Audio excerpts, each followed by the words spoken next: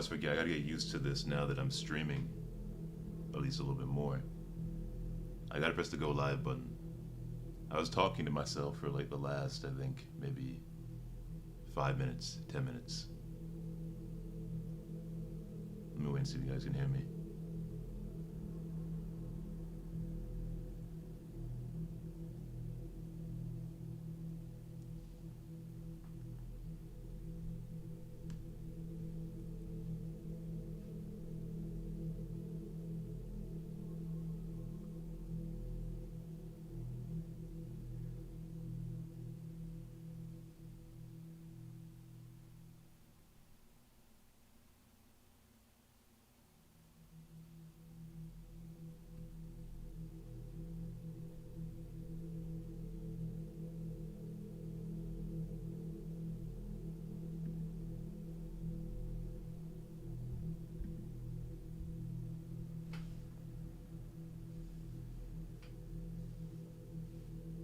Can you guys hear me?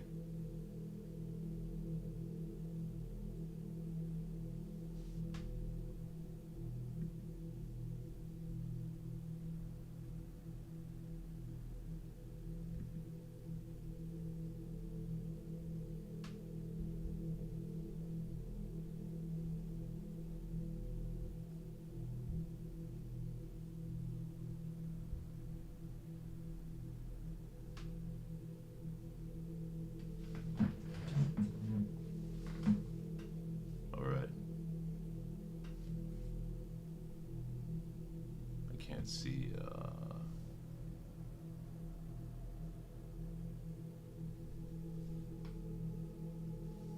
The comments. Let me try.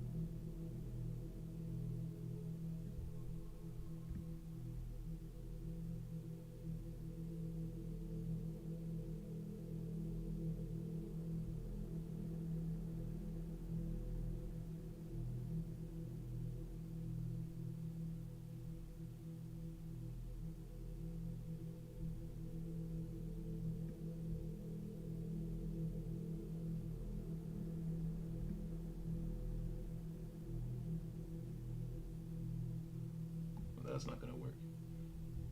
I mean, where can I move this to?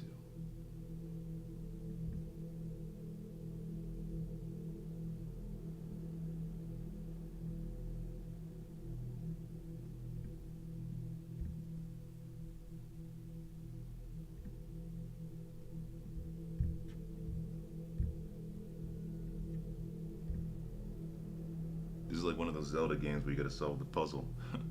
Put the piece in the right place. I'll just put this right here. I mean, you guys probably don't need to see everything that's on the screen, I guess.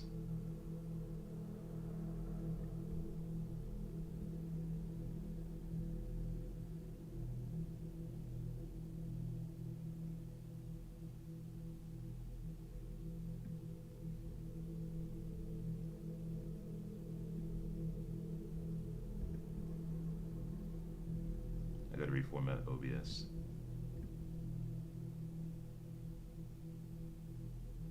Okay. This is as far as we can go. So scroll up and down if I have to do anything.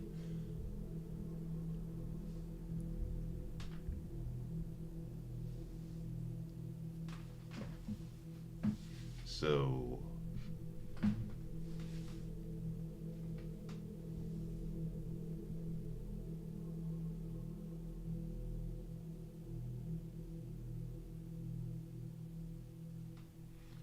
Okay, so I'm seeing comments. One Piece Chapter 1086 is not out yet, although on Twitter, which you guys should go and follow me at.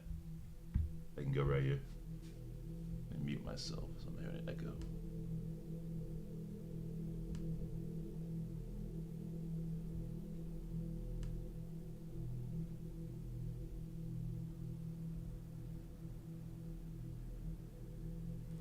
Okay, so yeah, I'm seeing comments about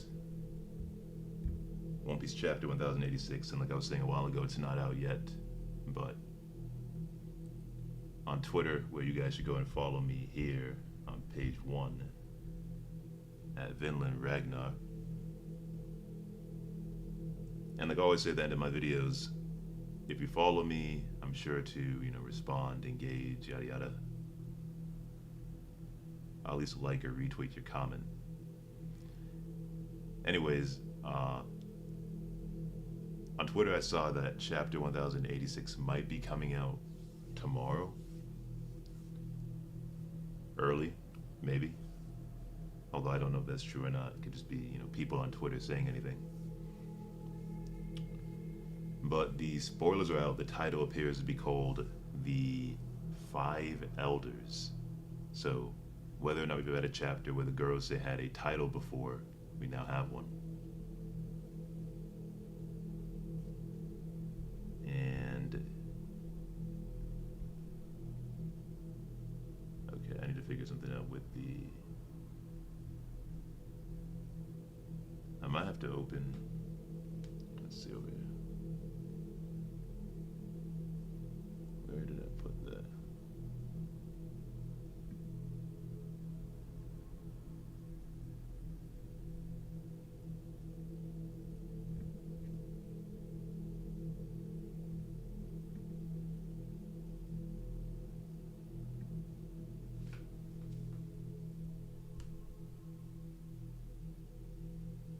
Yeah, for some reason when I'm using the live stream chat, it's a lot slower. I don't know if it's not getting updated or not. I just want to make sure that it's right.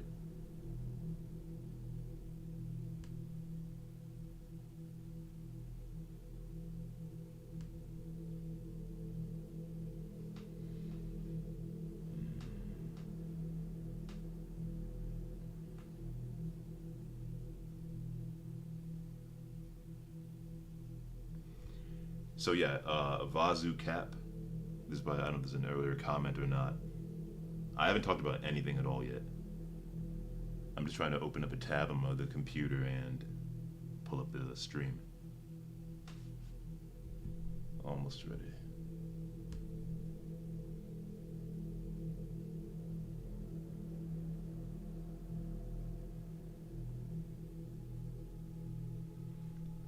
Huh, I didn't make a thumbnail.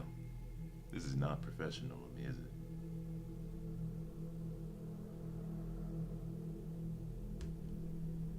Okay, video link.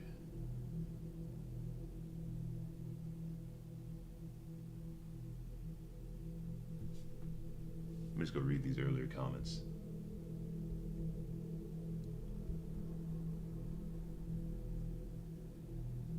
Before I get to the spoilers.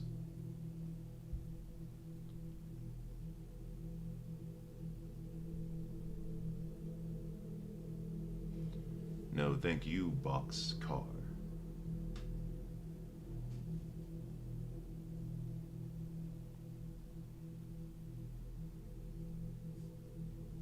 Konsu. Miles Abbott. If you're still in the chat, who is Konsu? So we can pull that up. Konsu. An Egyptian deity. The Egyptian god of the moon. That'd be crazy because before the Earth God video or anything else, my interpretation of the end of Wano was entirely different than I think most people's. People were talking about and having complaints, some were legitimate, over Hiyori, wanting all of the Kurozumi to burn. Or if you're a Kurozumi, you burn, or like comparing them to coal or whatever. Basically, kind of the opposite of Fishman Island, where they let go of hate, which may play a role, as many have rightfully said, with the return to Wano and seeing how things have changed, and finding out that what's her name, Otama, I believe it was revealed she's a Korazumi. Correct me if that's headcanon or whatever. Pretty sure it was confirmed. And so I combined Hiyori, her hatred of a clan, which reminded me of hatred of the D, as we see in chapter 1085, where as soon as the D name is mentioned, we see some devilish shadow tail lurch forward, and that basically told me that Imu has some deep hatred for the D clan for whatever. I'm not sure why. But it has parallels, as I was mentioning, to Hiyori and the speech about Korazumi must burn. I'm pretty sure Imu wants to see the will of D, those carrying it, burn. We actually see a whole island burn because of the history that is tied not just to the ancient kingdom, but that clan as well on Ohara. And so, aside from that parallel, we have Hiyori also singing a song about the Moon Princess. Now, given that Naruto already covered Kaguya, or Kaguya, obviously that name, given that Naruto already did that, and there are parallels between a lot of these series, whether we like to admit it or not, I sincerely doubt that Oda would go the same route. Now, maybe Oda originally wanted to use Kaguya, but Kishimoto beat him to it. But at the end of the day, Oda has so many different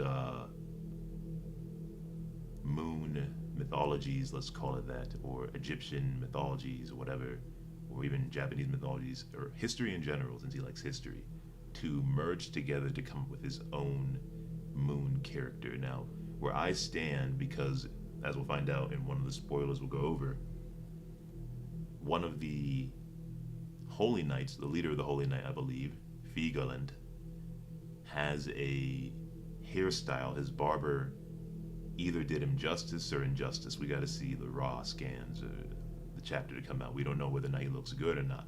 But in terms of the character design, I think his character is, it's said in the spoilers, to have a crescent moon. And because the Holy Knights have proximity to Imu, which would be kind of funny, moon, who knows what Oda's doing there, right? Maybe that's just a reach.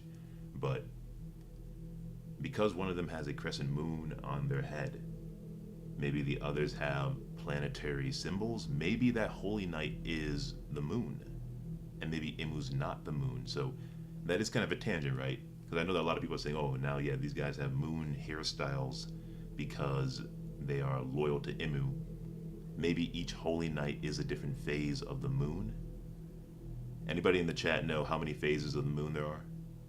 Could one of the Holy Knights have a full moon, half moon, crescent moon, a moon that's entirely dark, maybe? I don't know if that's one of the phases of the moon or not. It all depends on how the light is cast on it, right? And so maybe there's one moon god, and then the Holy Knights which would be Imu, and maybe the Holy Knights would be different phases of the moon. Maybe. Or it could be that Imu isn't the moon god, and that this Holy Knight, as a singular individual, is the moon celestial object, right? And who knows what the other Holy Knights would be. Maybe it's because he's the leader, he gets a planetary status. If you let me know what you guys think about that.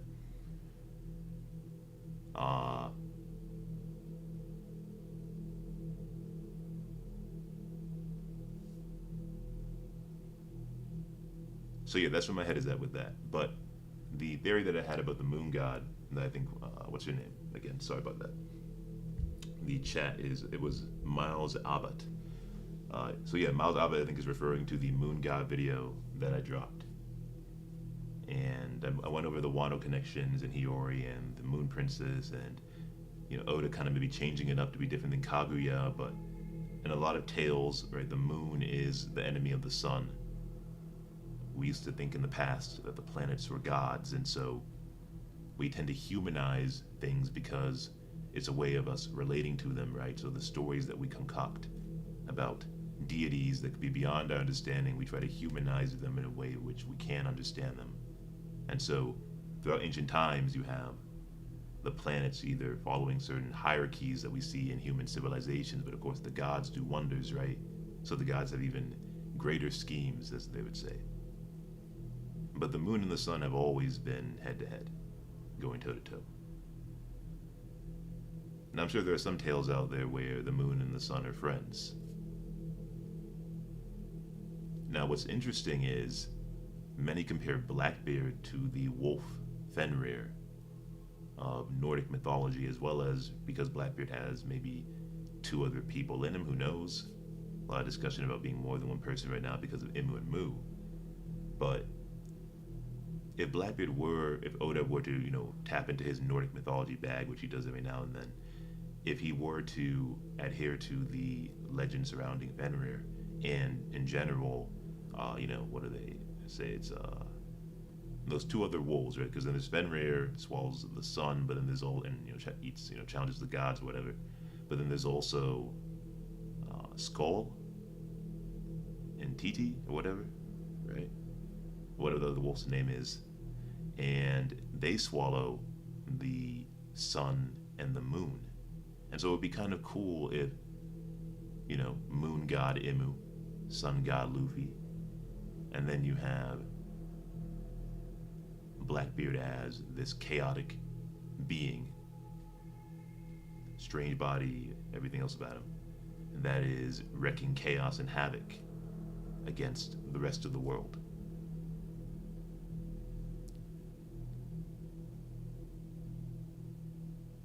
I would imagine that whatever, anarchy or chaos that Blackbeard would unleash on the world is a lot worse than the current world order.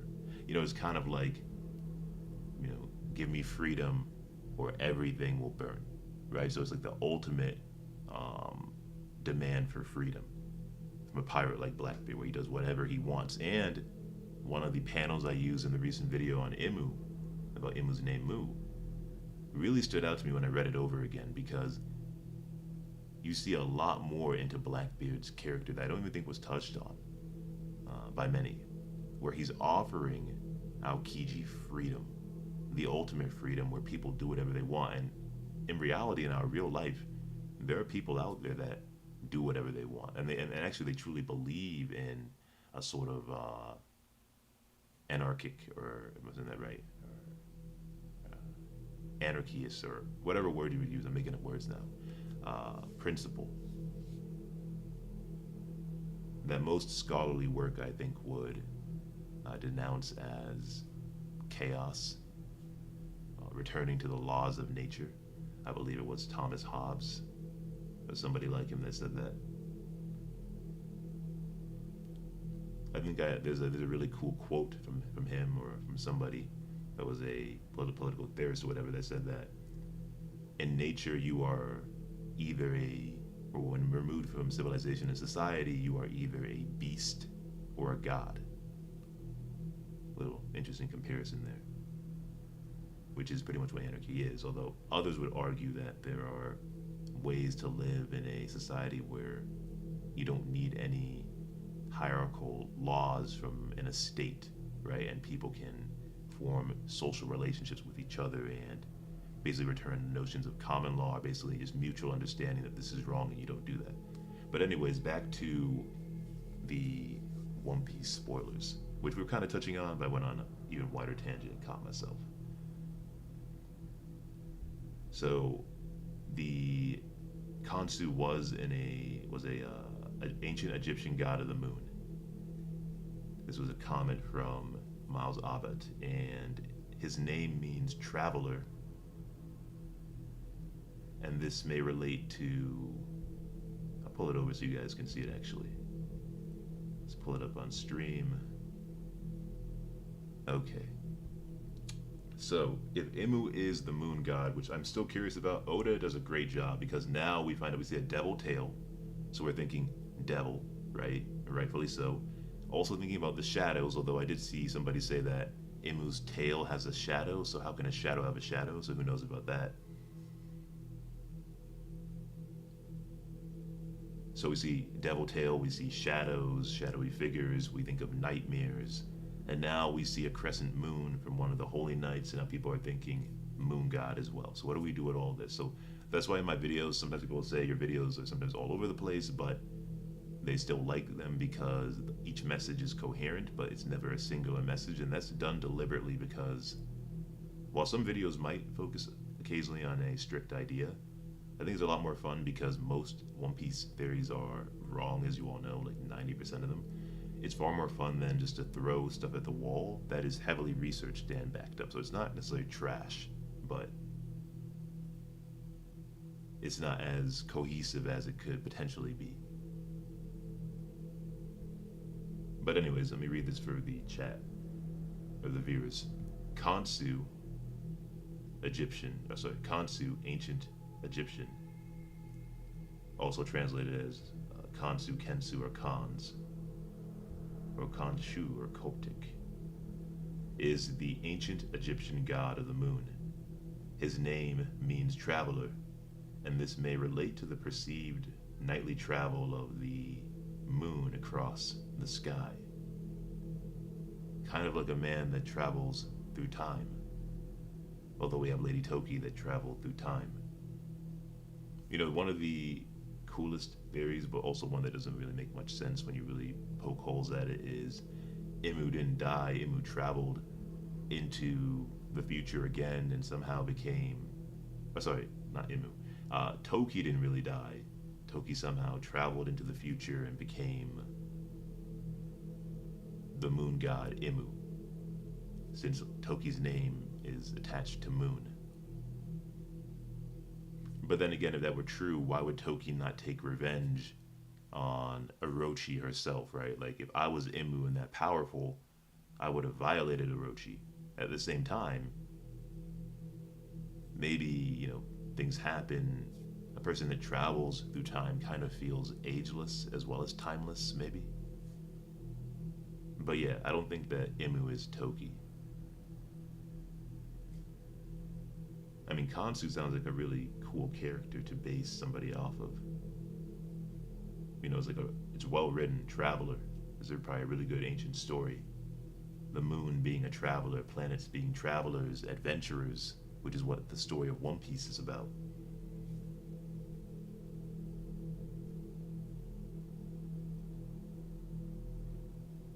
Let's see more. I wonder, wait, so what was the chat saying again? I'm going to move on to other comments soon. So Miles Abbott, and what we're going to try and do is just, I guess, interweave my reading of the comments section or the chat with addressing the spoilers, maybe, instead of just reading them verbatim, because I'm sure all of you have fingers and have no problem pulling up a Google tab and seeing the spoilers yourself.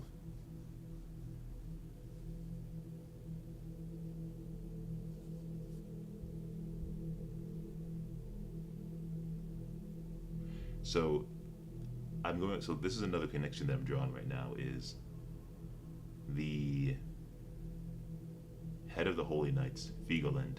I'm forgetting his first name. Since he has a crescent moon on his head, Miles, what if he's based on the ancient Egyptian god of the moon?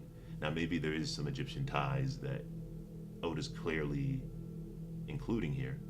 Since in one of my videos I mentioned that Queen Nefertari is most likely based on Queen Nefertiti of ancient Egypt, who is said to have disappeared, or at least her name was erased from history.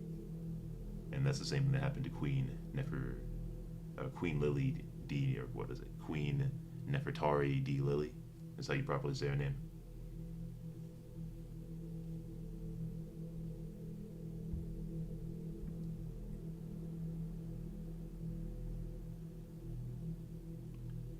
Marks the passage of time. It's pretty cool. You know, imagine if this Holy Knight somehow had a hold of Lady Toki's devil fruit, but he uses it in insane ways. Although I think that ability would be too broken, probably.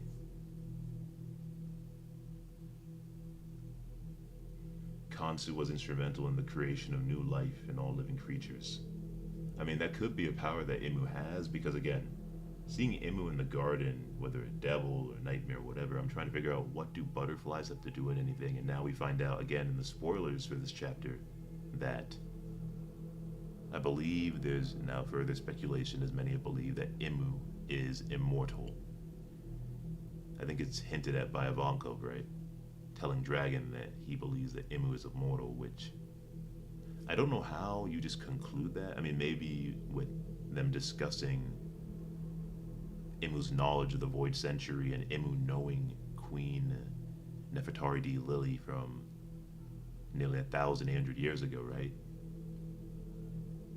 And so that's a likely conclusion. How would he know all of this? Well, I mean, another thing is, if, not just know all of this, how would he have relationships, right? Personal relationships with these people. Now, the crazy thing is, and let's go to the spoilers real quick to address it. Where is it at? Oh, wait. Let me get that out of here.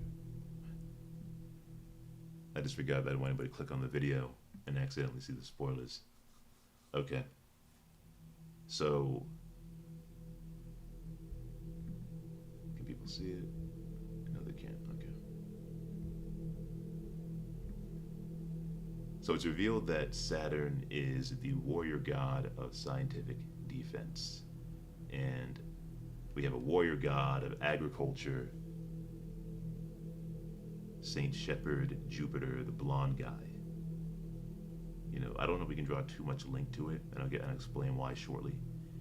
In terms of their Delvid abilities, but we have a warrior god of finance, Saint Ethan Baron the Fifth, Nazujuro. It's the bald Gorosei with glasses, the swordsman that we believe is going to fight Zoro. And the funny thing is I'm trying to figure out what money might signify when he fights against Zoro. I'm not sure. I mean, Zoro was really upset about what happened during Wano, if you remember what happened with what's his name? I'm forgetting his name. Yasue, right? What happened with Yasue angered Zoro, and a lot of people were, Zoro stands or whatever, were upset that certain things didn't really get closure for Zoro outside of Ryuma, Ryuma, the Grim Reaper that I'm making another video on shortly. We have and Yasue as well. Yeah, Yasue with Orochi as well. Zoro didn't get any type of closure or real revenge, right? Because what did King the Wildfire really have to do? I mean, he contributed to the defeat of Kaido's forces and liberating Wano, but that specific revenge kind of felt left untouched. Now imagine if, because these Gorosei are ministers, and this is what I want to talk about in this video, as we get to the rest of the spoilers and read the other names of the Gorosei, or their positions, what if it's kind of like a king having people under him that serve certain positions that keep the country running? The same way that those of you might relate to a prime minister in your lands, or a president having a cabinet. The Holy Knights are probably generals or Navy SEALs, right? The elite of the elite in terms of commanders or special forces or operatives. And then the Gorosei would be cabinet members, most likely. And so the Ball Gorosei has a position where he's in charge of money, where money goes, the purse. And there's so much poverty in the world, even though Wano's an unaffiliated nation, maybe Zoro will have some type of anger over that. Because also, I think Zoro and Luffy both, when they raided Onigashima, they were both really angry over the waste of food or whatever had happened in there. They had all that food themselves while people of Wano were starving. And now what I'm conflicted over is one of the other titles we get is, where is it again? Trying to remember. Oh no, that was a different theory that I had, I think. Not related to this. Anyways, we have the warrior god of legal affairs, Saint Topman Valkyrie. So he's involved. He's in charge of, I think, what, the judiciary, the law, maybe. If you guys remember from Enies Lobby, there was an entire courtroom, I believe. And so maybe this Gorosei, the warrior god of legal affairs, Saint Topman Valkyrie, the guy with the big, I think, W-shaped mustache, he's probably in charge of the judiciary. Maybe Enies Lobby and similar territory.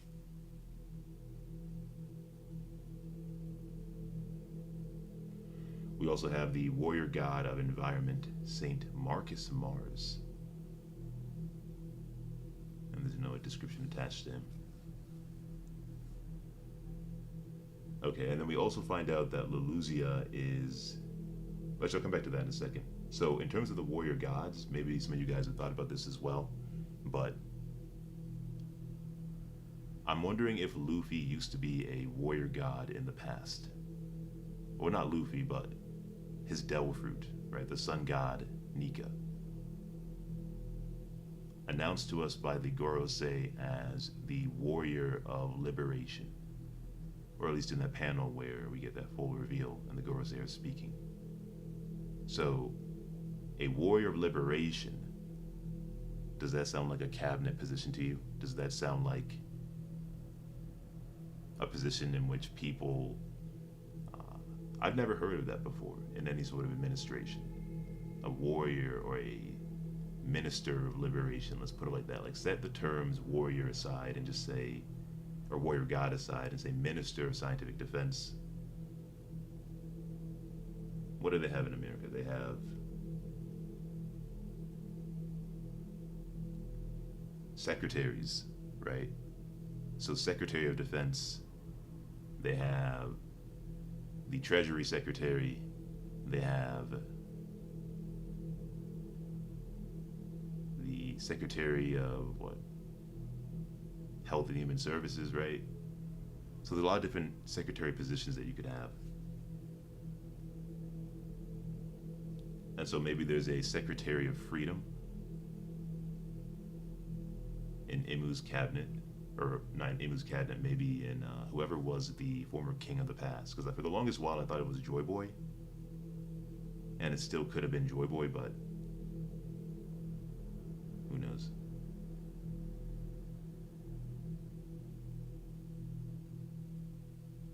Now, maybe these abilities are, or sorry, not abilities, but maybe these titles are linked somehow to Devil Fruit abilities. Maybe each of these warrior gods has a certain belief system, because a warrior of liberation believes in freedom, believes in liberation, right? And so I would imagine, in terms of continuing the parallel, a warrior god of legal affairs is a strong believer in the rule of law, right? They're out there yelling about law and order, reining in pirates, maybe in charge of running Impel Down. As I mentioned about Enies Lobby already. And so you believe heavily in the law, and that somehow your sense of justice, maybe, that plays with the environment. Or not the environment, it plays into how they fight and their devil fruit ability. The warrior god of environment, maybe they care deeply of the planet. That sounds like an ability that'd be more fitting of planet Earth, but Mars, I think Mars is close in proximity, right, to Earth.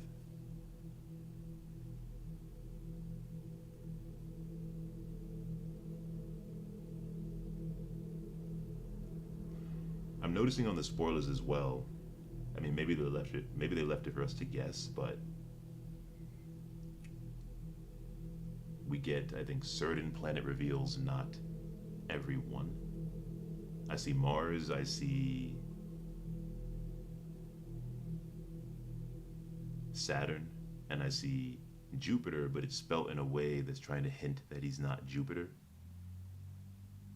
But all I see is warrior god of finance, Saint Ethan Baron v. Nazujuro, bald guy with glasses.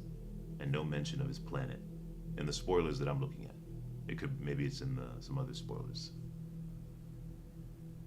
But yeah, these might be belief systems for some reason. Maybe the bald Gorosei that Zoro's going to fight is greedy, which would be interesting because cursed blades, right? And so we know that he has a Katetsu. I believe it should be what they say it should be Shodai. That's what you say one in Japanese. Or Ichi Dai. I don't know. I forget the name.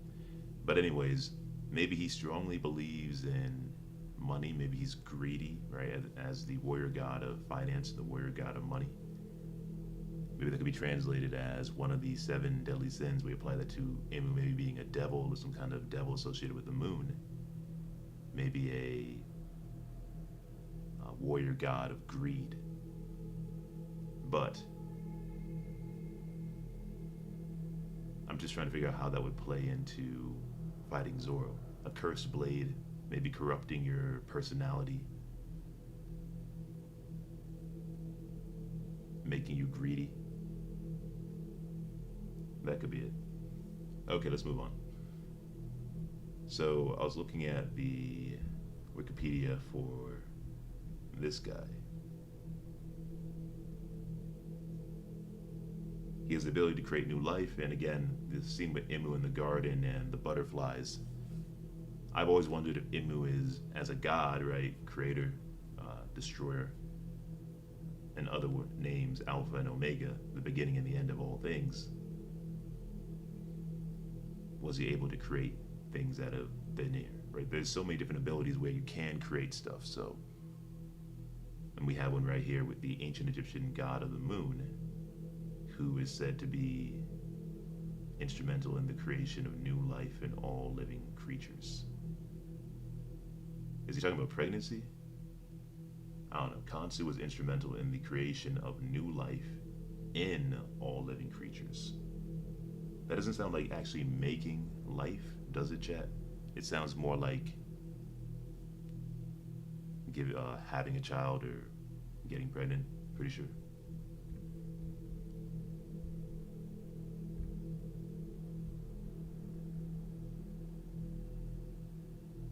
But yeah, just to sum it up, I think that all of the Gorosei members are going to be revealed for having certain roles in different areas of the One Piece world. Rob Lucci actually said once that the celestial dragons are the gods that created the world we see today. If Imu has been ruling, imagine if the President of the United States is elected one day and he rules because of some emergency for 1,000 years because of advanced technology and advances in medicine or whatever. What would the world look like? Not just here, I mean, for my American viewers, but the world globally. If your leader in your respective country lived as long as Imu did, that'd be insane. The world would be shaped by one man's vision for 1,000 years.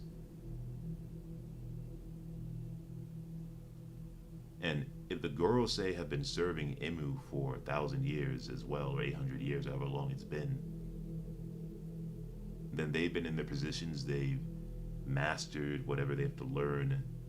They have advanced knowledge in every area of the world in their specific field, whether it's dealing with money and economics or the law or the environment and so forth. I am surprised that even though they're called warrior god, it's kind of like imagine having, instead of politicians as your cabinet members, you have soldiers. Like imagine if all the generals in the military were suddenly becoming secretaries of treasury. Like again, health and human services, what other positions are there? I'm trying to think of them. Transportation secretary, whatever fields there are positions.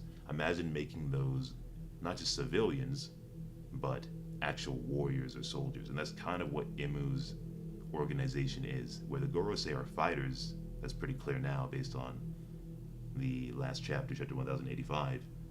But they're also intelligent. They also serve governmental roles. They're in governmental positions, right? And so, yes, overall, the Gorosei have a lot to offer. They're very well rounded. If they've been in their positions as long as Imu, the world we see, as Rablucci says in the Reverie chapter, has been entirely shaped by them. Again, the laws of the world, probably determined by Imu, and then executed by the warrior god of legal affairs, Saint Topman, Valkyrie. Uh, the economic structure of the world, whatever type of issues there are between some people being really poor or really rich or whatever, is probably a result of the conduct of the bald Gorosei, who again, if he's really a warrior of greed, is probably corrupted by his sword and made him a greedy individual that only cares about money. Possibly.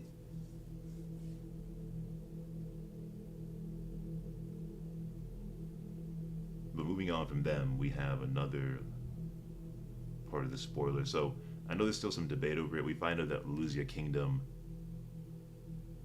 was destroyed using a weapon made by Vegapunk. Now, we don't know enough yet, because what kind of weapon was it? Do you think that Vegapunk learned, because of what he studied in those books, and probably learned about Skypiea, do you think that just like Enel was able to do, that Vegapunk recreated the Arc Maxim?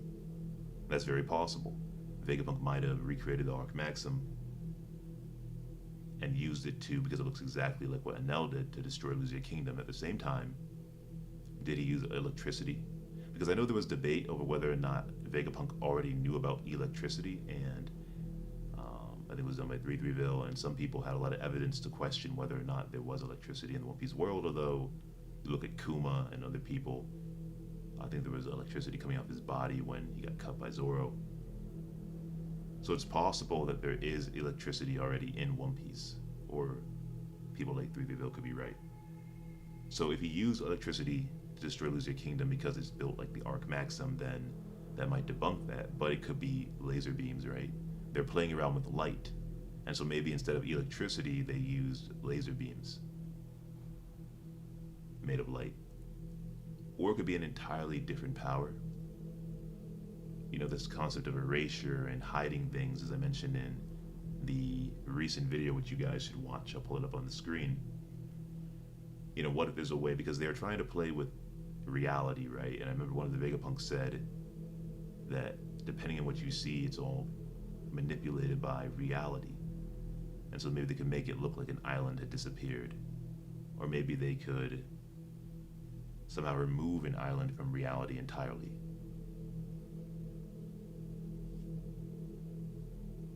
Although the other ideas sound a lot more likely.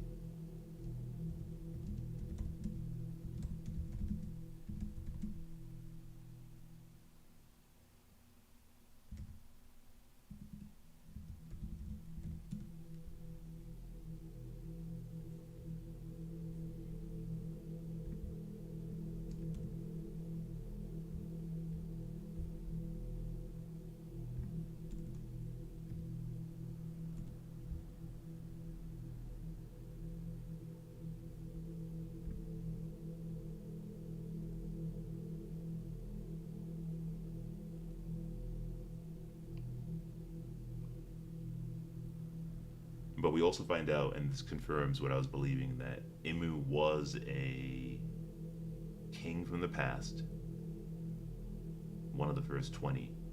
So Imu was one of the kings, but so is Mu.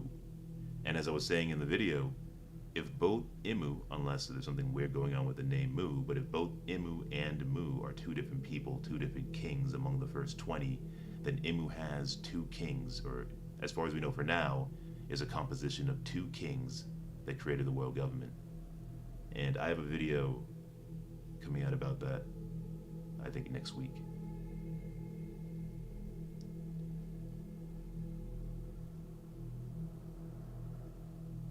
We also learned that Mosgard is sentenced to death by the Holy Knights. And we see their leader from the Vigoland family, it says. And we already went over this, I believe. Oh, never mind. I think it says at the very bottom of the spoilers that one of them is Mercury, and then one of them is Venus. Okay. So we do get a reveal for what that is. I must be blind.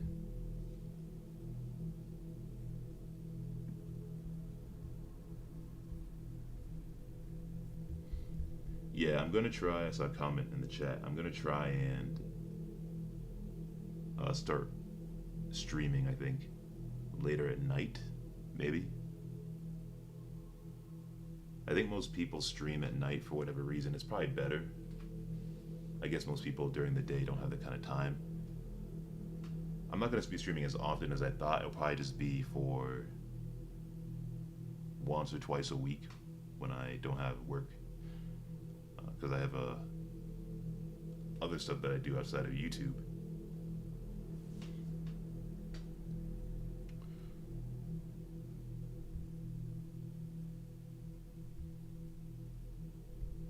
Okay, let's get back to the chat. You know, I was concerned about spoiling people by putting the spoilers on the stream, and then I just realized that some of you guys might be putting spoilers in the chat itself, and then that's going to show up on the stream. So maybe, hopefully, people that get an announcement that I'm covering a live stream for the spoilers just don't click on it. I don't know. But yeah, like the video if you can. Okay. Black Mind from hello from Italy. Love your channel. Mood Heart. I appreciate that, Black Mind.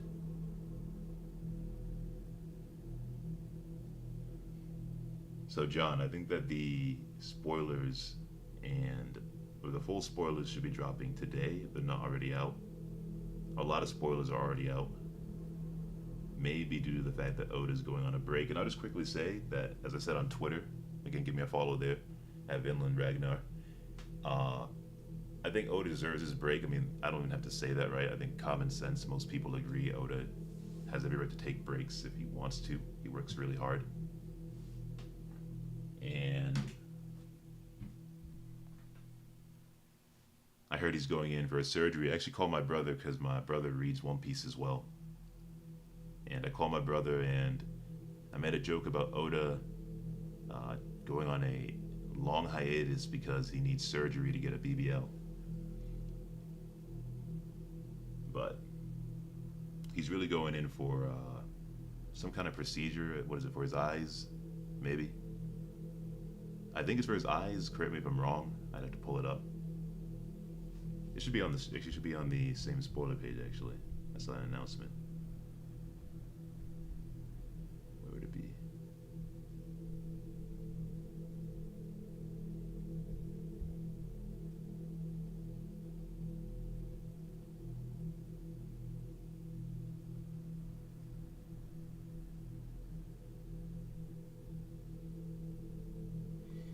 Astigmatism.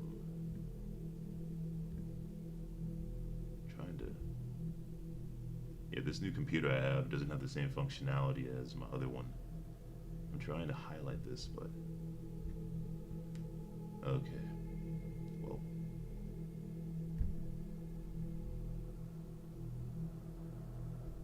Anyways.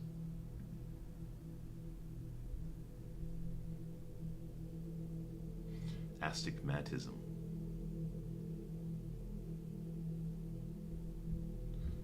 I was typing to myself, astigmatism. Yeah, this was gonna say, so he has to get work done on his eyes. That's what I was thinking it was, because he talks about shooting laser beams out of his eyes. Now maybe in his message he mentions his eyes as well, but I just wasn't paying attention. But Oda's getting work done on his eyes. My brother had gotten, I think, latex or was it LASIK surgery? I'm not sure if he can give you 20/20 vision or not, or if it's only recommended for, you know, cases of actually where you have actual issues seeing. But this is what Oda is going in for. Did he spell it wrong in the spoilers? Let me see. No, they spelled it right. Astigmatism.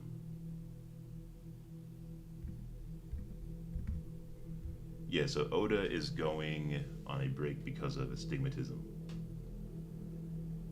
I saw Brago had dropped a video. I didn't watch, but maybe I would imagine Brago pulled it up on the screen, and or maybe he already knew what that was. I didn't know what it was.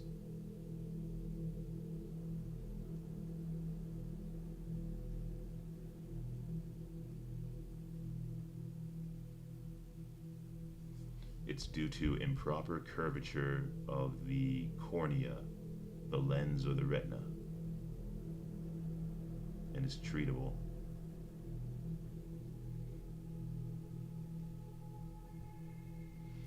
So Oda's gonna need to get some corrective lenses.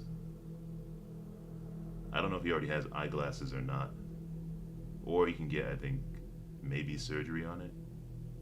And now I already know that a lot of people that maybe aren't used to surgery or the medical profession might have the same like concern that I do about Oda getting eye surgery done, right? But I'm pretty sure that most eye surgeries or whatever procedures have a very high success rate. So things should be good.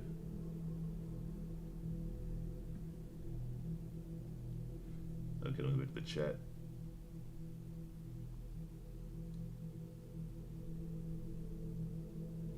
How you doing, Lonely Mage? I appreciate you becoming a member. Last time I did a stream, we got a donation from Savage Commentator. Seeing your name, Savage, I was expecting you to roast me, if I'm being honest. Oda been cooking some spicy recipes lately. At least he blessed us with enough material to keep us busy for the next couple of weeks. It's true. I'm actually going to take the time to start the second main channel that I promised you guys. This is one that I'm actually really passionate about and interested in. This is actually a channel that I really had always wanted to make as a YouTuber. More than One Piece, I actually think that this type of channel is my calling. And so I'm excited to announce that I have all the underlying work taken care of, but I haven't just put it together yet. There's also a bunch of new possibilities that are out there, especially in terms of design, and so I want to kind of do a makeover on the channel while still adhering to the original premise of what it's about. It's going to feel like a channel, I'll just put it like this, where you guys feel as if you're a lot more closer to what is being said in the messaging, and it maybe will be more interactive in that way. But I appreciate the $5.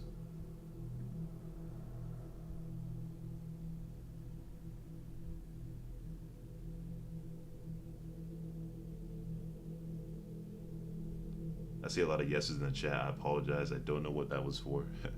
I might have asked you guys a question earlier, but it seems you're all in agreement.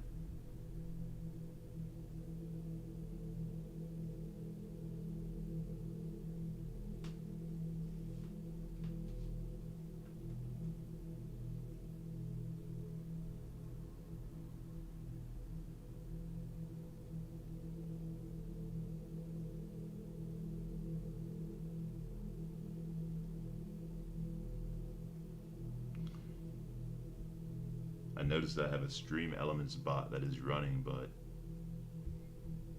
I don't know what he's doing.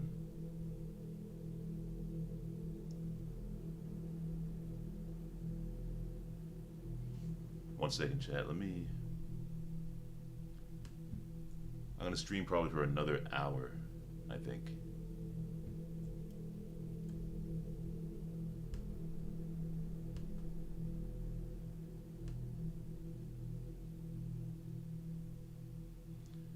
And at the beginning of the video, I did say I was only going to stream for an hour. And I kind of messed it up because the setup was wrong. But we've only been on here for about 53 minutes, so I don't think it would hurt to go for another hour.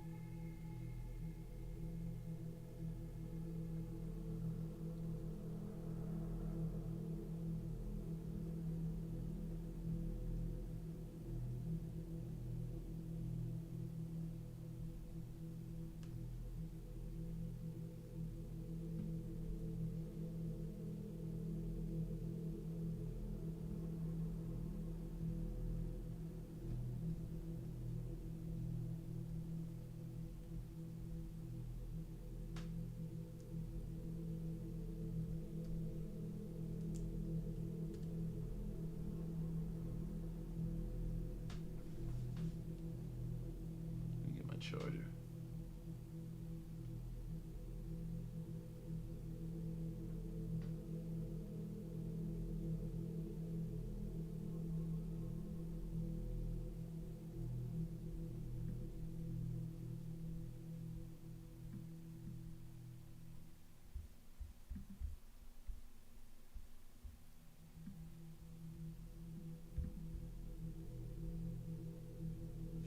Okay, 1 second, chat. I'm going to.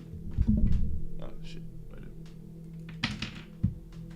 I'm gonna get my charger. I'll be right back.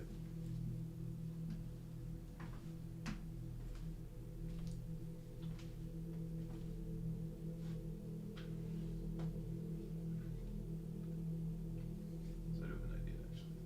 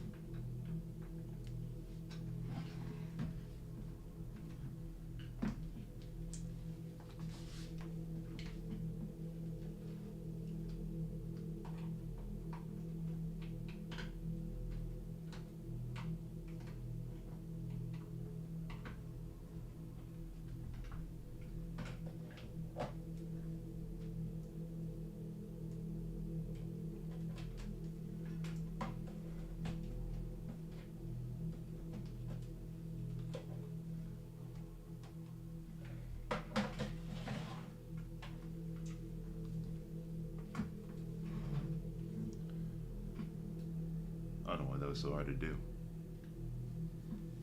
Okay. I gotta clean up this clutter.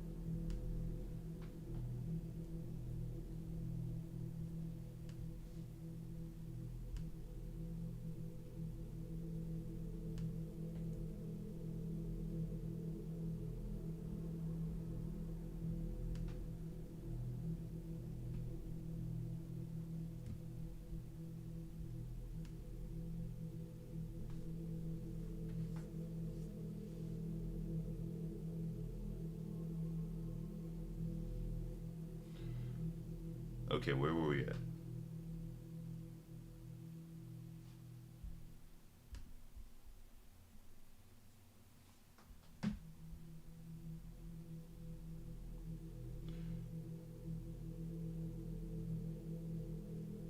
Miles Abbott says you can read the spoilers as they drop on the One Piece channel.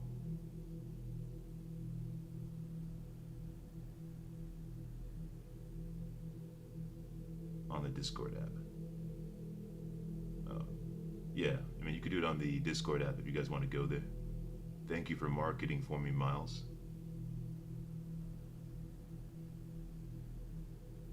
David Dennis Andre says, I have an idea to share.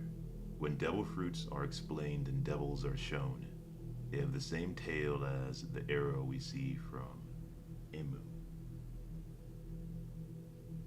When devil fruits are explained. That's interesting. That would mean that Imu is the sea devil, and all devil fruit powers come from Imu as the originator. That's interesting.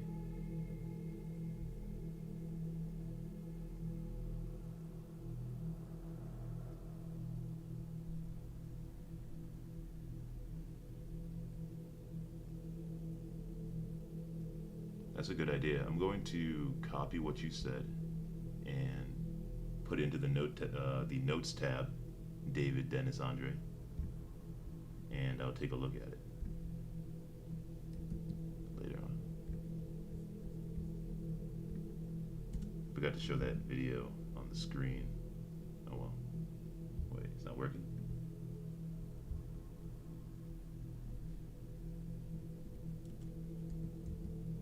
Huh?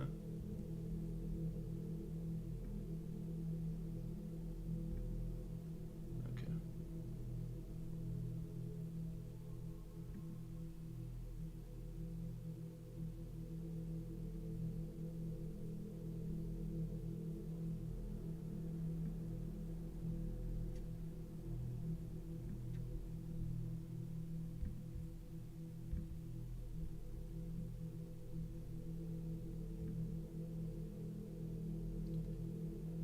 This must be an earlier comment from the Lonely Mage. Yeah, I mean, I think the full spoilers Vazu are going to be even more insane when they drop. We got a big look at them already, but I'm pretty sure that only pertains to the Holy Knights and the Gorose. I'm pretty sure there's a lot more that happens in the chapter.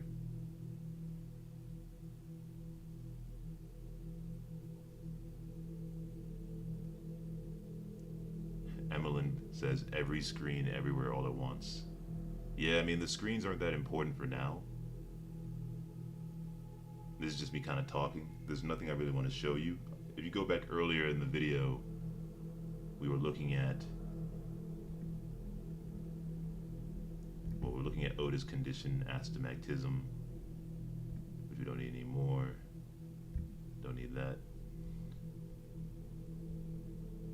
Where were we on the spoilers? Did I exit out already? I must have done that.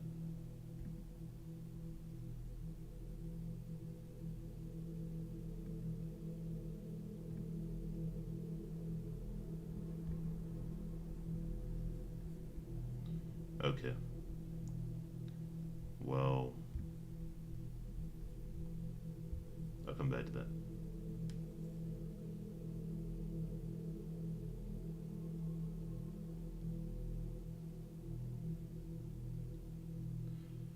Miles Abbott says again, the Wikipedia page talks about Khonsu being a dwarf god that gambles moonlight, height, and much more. So you're saying that Imu might use or sacrifice his height to do certain things? Kind of like a cost to his powers. And it'd be interesting because Luffy, when he uses Gear 4, I don't know if Gear 5 setbacks are as concrete yet. I know that his heart beating really fast is probably not good for him. Beating like a drum. Because he's still a human being at the end of the day trying to use the powers of a god, which will probably take a toll on him later on. But when he's using, Gear 4 drains his spirit. When he's using Gear 3rd and 2nd takes a toll on his body. Gear 3rd actually makes him, or used to make him short. So it'd be strange if Imu hadn't mastered the ability.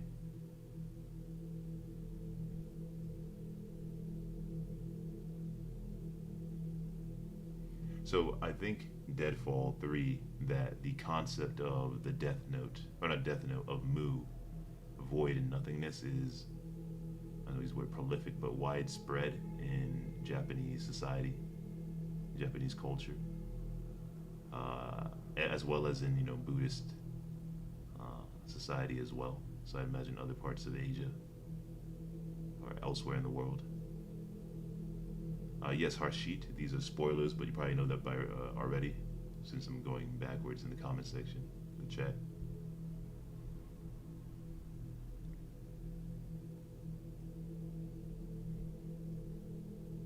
Yeah, the live chat for some reason is far behind.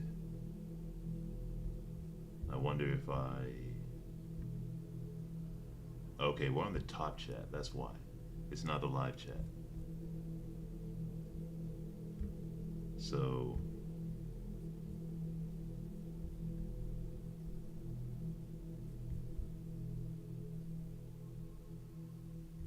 Well, now that I did that, I lost all those messages. Huh. Shame.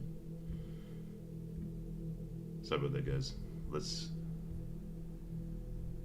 I don't know why they don't just let me see what I want to see. What is Imu doing to me? Imu's trying to interfere. I'm gonna start blaming Imu for everything that goes wrong in my life. It was Imu, it was the Gorosei.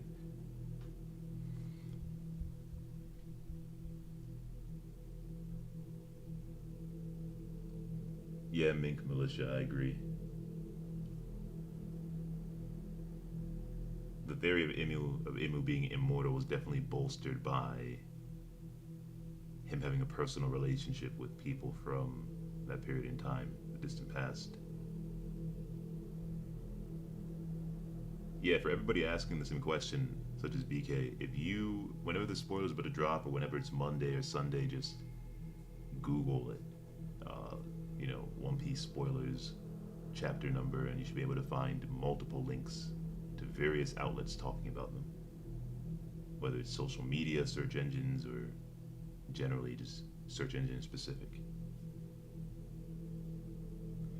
Emmeline Person says, in Saint Seiya, Mu is a blacksmith, but also a descendant of Atlantis, who have expanded lives. But wow, that could be it.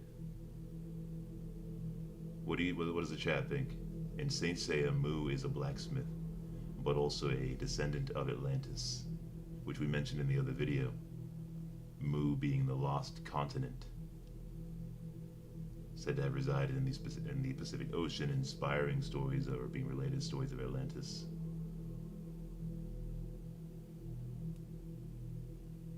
So Imu, because Imu's from the Void Century, we should already know that Imu is a descendant of the Ancient Kingdom, if Imu is actually a person. I know Oda really did a good job instilling fear and suspense into the audience, which makes Imu feel even less human, beyond our understanding, which is exactly how a devil or a god, whichever, should feel to the reader, and Oda did a great job with that. But Imu could just be a survivor, as I mentioned in my video, right? A survivor of the Great War of the Ancient Kingdom. Imu, as one of the kings, managed to unite as a conqueror, right? Conquerors, as Mihawk said, the most dangerous ability on these oceans is getting others to follow you. Imu has somehow managed, over the last hundreds of years, 1,800 years, whatever, to get all these various factions under his control. The ultimate conqueror in One Piece, I would imagine, which is why I have another video about why a conqueror is needed to defeat Imu in the works. But Imu managed to get the Gorosei, maybe others to betray Joy Boy, other stuff, right? That requires extraordinary leadership, charisma, or fear in its place. At the end of the day, extraordinary will to do so. And so maybe Imu, the surviving king, rallied together the others under his leadership, all the while pretending not to be king. But there's another possibility as well, and that's going to be explained in the video. I think one of the videos, we're talking about two different videos here, one of the videos will come first. I think that video will come first, actually, and then another video will come after that. And since we're getting a break, it'll be easier for me to put that content out there.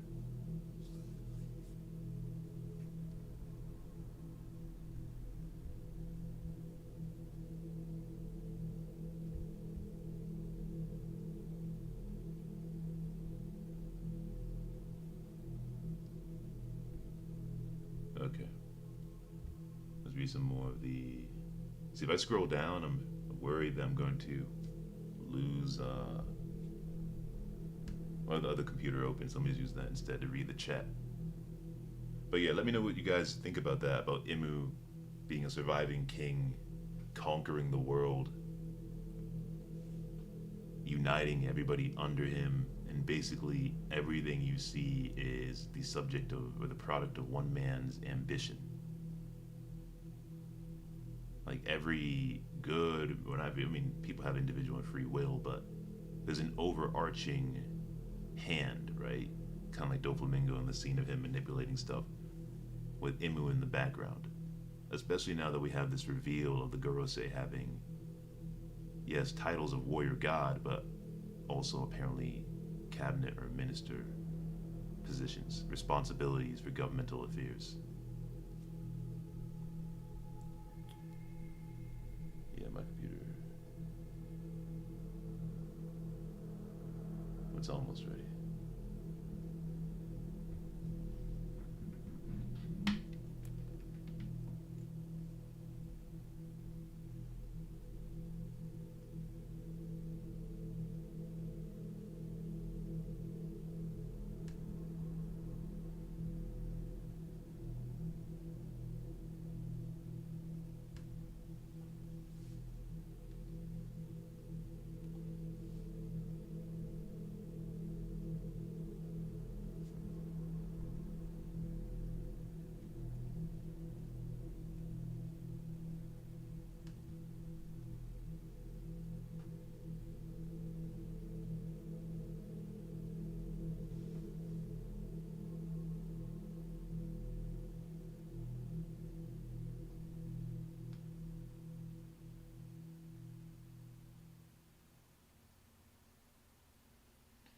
So, a bottom comment that I saw was, oh, I think Desnes the dwarf has actually asked the comment a few times now. I'm at the bottom over here on this computer. So Desnes the dwarf is saying, what do you think about the theory that Lily is Joy Boy, which means Joy Boy is actually Joy Girl? Because they said she began it all with the poneglyphs and stuff. So the fact that Oda keeps on concealing Imu's face and we see glimpses of what appears to be the hair of, or the long hair of a woman or a girl, depending on Imu's height, even though Imu is very old. Who knows whose body it is, right? Whose body did he take over is the question I guess you're asking. I think it's possible. Cobra reacted in a way in which he wasn't just fearful that somebody was sitting there, although we do see the following chapter. He surprised somebody sitting on the empty throne, so that's where his fear could have come from, like disbelief. I can't believe that there's a king of the world, and the gravity of what it means in terms of who's been, again, pulling the strings. But others have speculated it's because he recognized Imu's face, and that shocked him, because maybe it looked like Vivi, which would be interesting. But again, we don't have enough information to conclude that yet. But I've always loved the idea of there being a Joy Girl, and I know there's a YouTuber named Joy Girl, and so that'd be so funny if her YouTube channel itself is a great theory, right?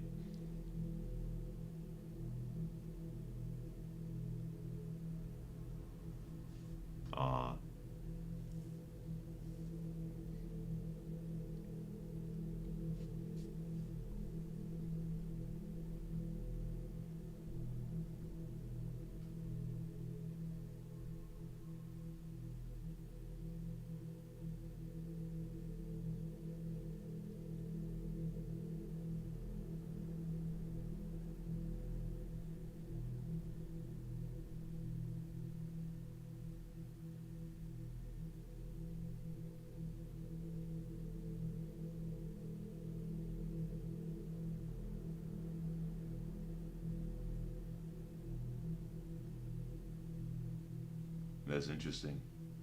So, Desnes the dwarf. Let me pull this up on the main screen so the chat can see it actually. Hopefully I can. Oh, come on. You see that now? Hey, Desnes, could you do me a favor? And if you're still in the chat, can you copy what you said earlier about some series called Inspiration? There's a book called, or in the book Inspiration from Oda, that nobody talks about, says Desnes the dwarf. He talks about the, what is it, the Xanth series, how do you pronounce it? The end goal for Bink, the main character, is a devil-like dragon that is responsible for the magic in the world. So yeah, I mean, if Imu is the devil, based on, again, the last video I dropped about the true significance of Imu's name Mu and how it spoils the ending of One Piece, Imu could very well be a devil dragon. The symbol of the world government is a dragon claw. He brands people with a dragon-ish symbol. It's red.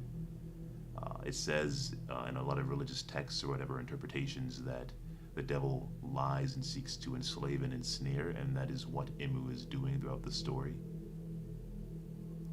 And so Imu being a shapeshifter that could shapeshift into a... And so this red dragon is said to have multiple heads, right? And so maybe Imu is a, multiple-headed red devil dragon shapeshifter, master of shadows and water and, a bunch of other stuff or whatever.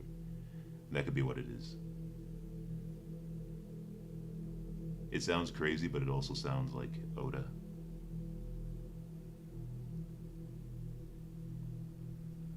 But yeah, Desnes, if you could put that in the chat. The chat was on the screen earlier, so people will probably see it. But if you're still in the comment section or you're watching this video after it is no longer live, but it will be still up there for you guys to check out if you want. Just make sure you're paying attention around this point to the screen. Yeah, Desnes, thank you for posting it again. You know what would be cool? A cool function for YouTube to have is if I could, highlight a comment in real time that was really good. The same way that you can give a like in the comment section. If I could put like a heart or a like by comments in the live feed. Or if anybody could do that so that you could see, the below section for the top rated comments. Maybe there's somebody on the UX design team over there at YouTube and you're hearing my thoughts right now and you can like pass it over to like one of your bosses or whatever. That'd be a cool feature, I think. Okay, let's go back to the chat.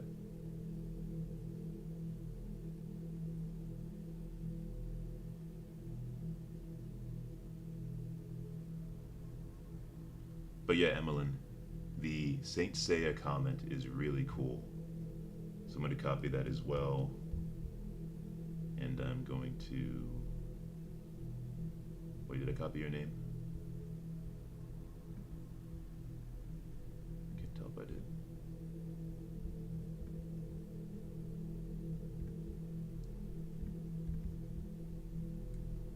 Press copy on your name and post it here.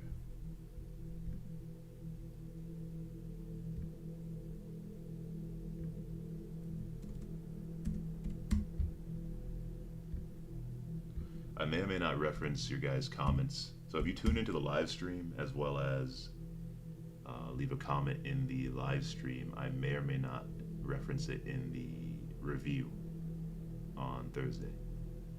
So it's up to you, get featured in a video or not. Doesn't really matter.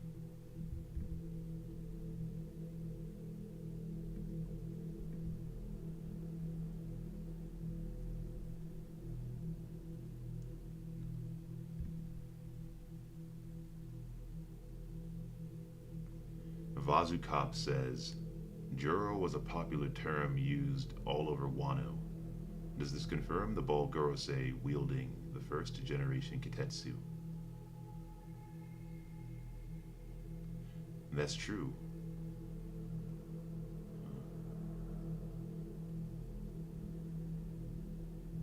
I think more important than that would be the Gorosei member being from the land of Wano. You know how sinister that would be? And I was saying this earlier. He's the minister, right? This is Nazujuro. I believe he is... I don't have that same spoiler on the screen anymore.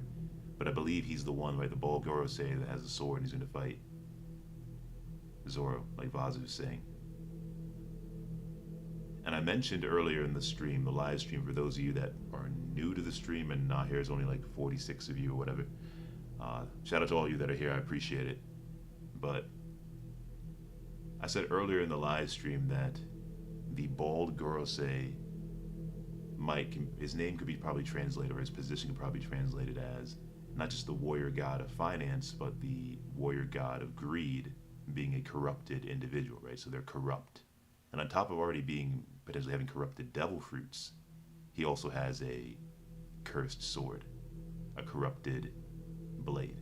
Now I know that cursed blades are said by Kozaburo to not be real, but I still reference them that way because it's important to acknowledge that he never debunked it entirely. What he said was, from my interpretation, right, that might differ from others, swordsmen occupy two different worlds, two different lanes. There are levels to this. And so Zoro's in a whole other lane of swordsmanship, and so of course he does not treat his swords like they're cursed, or at least not anymore, right? He recognizes their duty, the unique will or duty of the blade. Whereas other swordsmen live in another world, objectively, where they are incredibly weak, we call them fodder, and they have every right to see their blade as cursed because, as Kozaburo says, they're weak, and only weak swordsmen see the blade that way.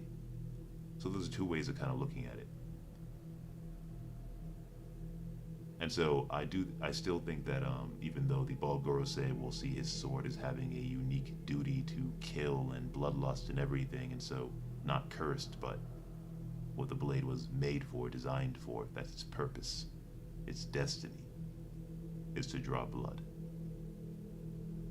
At the same time, a weak observer, because compared to the Gorosei, right, like, I don't have a devil fruit power, right? I do think that my hockey is OD, but if I was a One Piece character, I don't know. The bald Gorosei, though, by comparison, I think for most observers is going to have a cursed blade. Especially for us readers, right? Like if we're reading the story, we're going to see the bald Gorosei and think that sword looks cursed. Because unlike Zoro and others, we aren't swordsmen. We're not, in the story, training nonstop, fighting all these people. We don't have the experience to see the sword differently. And I know people that read the story from a diehard analytical perspective will say, well, no, I want to see the story through the lens of a swordsman that is not weak. But I think it's important to still factor in the ways in which some people will read the story and they'll see blades as still cursed. Anytime I see a blade doing something that it shouldn't do or being bloodthirsty, I'm going to see that sword as cursed. Just me personally.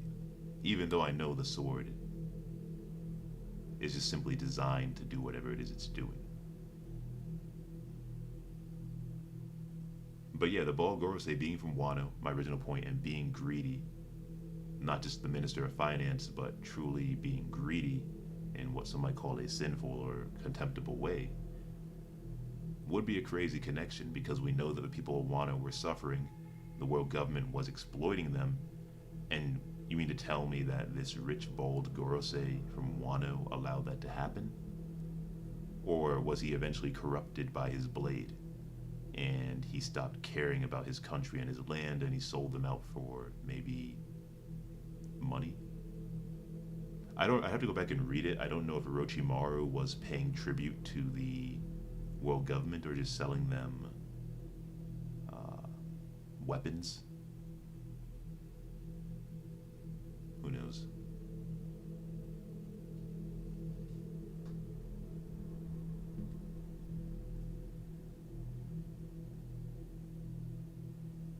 Jupiter is supposed to be Zeus. Tiante Black says, Oda picked these MFers random. You mean to tell me, so Tiante, you think that he just randomly picked the minister titles or just gave them whatever? It's possible. He might have just looked at the characters and on a whim decided which one should get what role or whatever. Tiante also says Jupiter is supposed to be Zeus.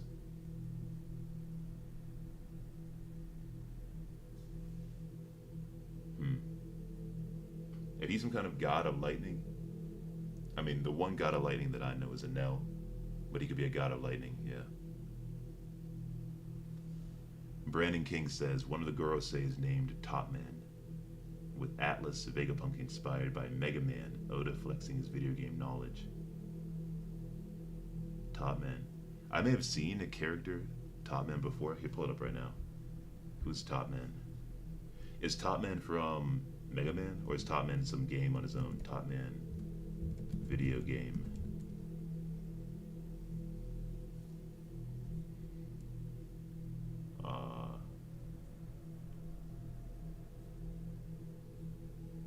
Yeah, I don't see it, Brandon.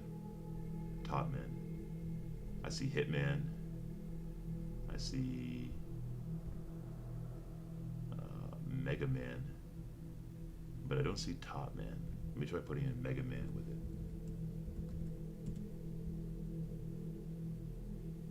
Top Man.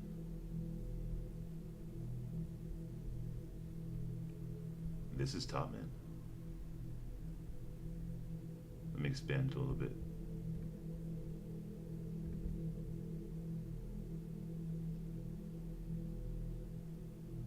This is Top Man, I believe.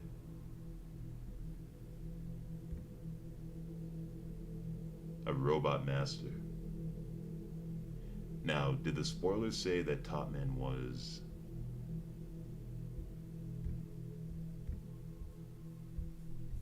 Scroll all the way down.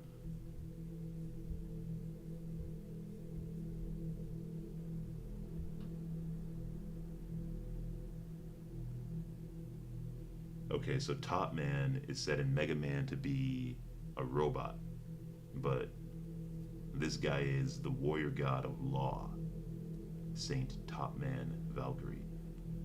I'd imagine that Top Man has more than one meaning, because I don't see a connection. Top Man isn't the one that's being sent to Egghead Island. It's Saturn. I'm pretty sure, right? The guy with the dreads. So I don't want to know what the connection would be between the god of law with robots, or like Mega Man or whatever.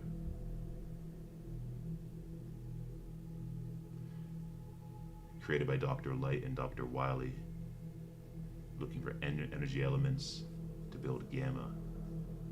Yeah, I don't know. Top Man meaning. I want something to come up on here. Let me minimize this.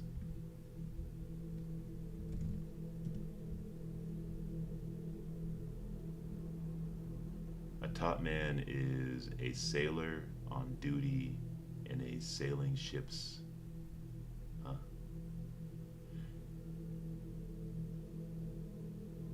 A sailing ship's top. So are they saying that a top man is somebody that stands on top of a ship? You know what they call a scout, chat? The kind of person that stands on top of a ship and is looking out and assessing the terrain.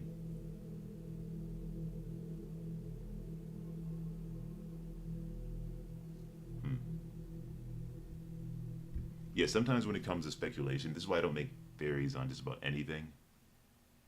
I do think that even though it can be fun to do, I think that sometimes, like, speculating on that kind of stuff can just be ridiculous to an audience.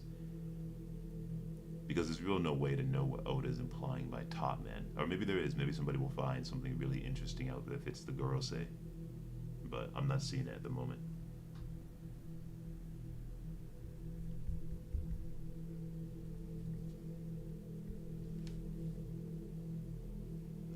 Deontay Black says, Saturn was the god of time and agriculture. You haven't ever seen that before.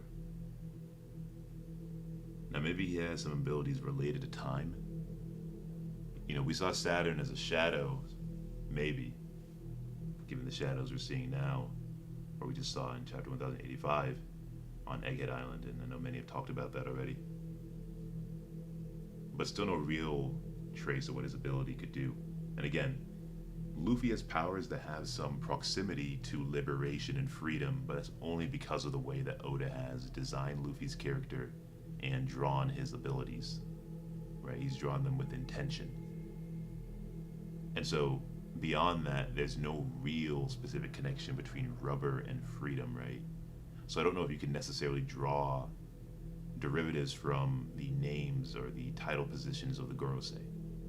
The same way that liberation is loosely connected to rubber, but only because of the way that Oda uses rubber with Luffy in the story. Whatever ability the Ball Gorosei has with time, so not time, whatever ability that the Ball Gorosei has with, I'm trying to think for a second. What is he again? Whatever ability the Ball Gorosei has with money, had a brain freeze with money, I think will be loosely connected with, again, I mentioned the Cursed Blade, I think that's a good connection. But in terms of a Devil Fruit ability, I think it'll be loosely connected. I also think it's cool, Zoro's fought a Devil Fruit highly skilled swordsman before, right? Fujitora. And they're clearly nothing to play with. You know, King the Wildfire is both a Devil Fruit, right? He has a powerful ancient Zoan to an extent. He has incredible genetics as a Lunarian race, which are pretty much godly humans with wings or whatever. Kind of like, you know, mutants from X-Men.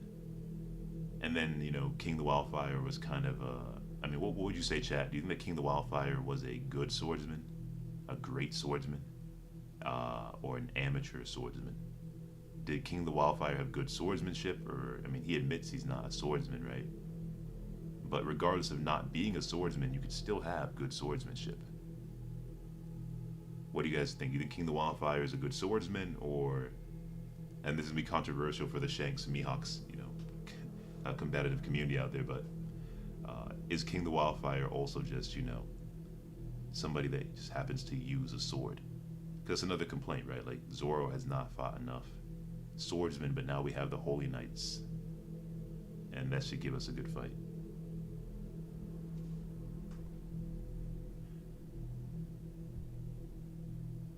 What elders got with financial status with Wano? What did the elders, sorry Mario, I'm not understanding what you mean. What elders got? Are you questioning what elders financially profited from Wano? Or are you saying, I need some clarification?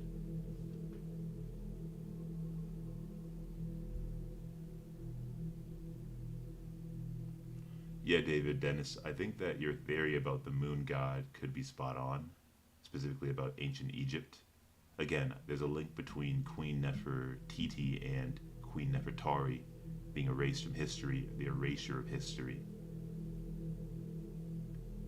There's a theory about the queen being said to have disappeared, but then all of a sudden she replaced the previous ruler. And maybe there's a way to merge that mythology into one, with Imu somehow having taken over Lily's body, kind of like Orochimaru.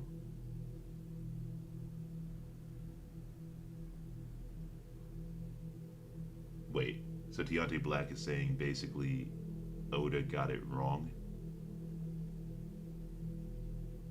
Could it be different interpretations, Tiante, or are you saying that Oda got it wrong, or did the spoilers get it wrong? Either of those could be true. You could be right.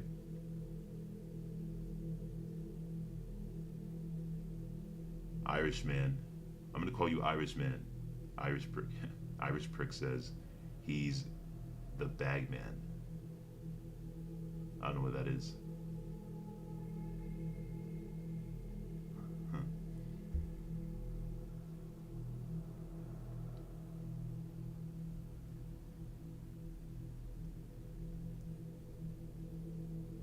I mean, over the 1 month break, I'm probably going to go through some of the old theories I have, because a lot of my theories get backed up.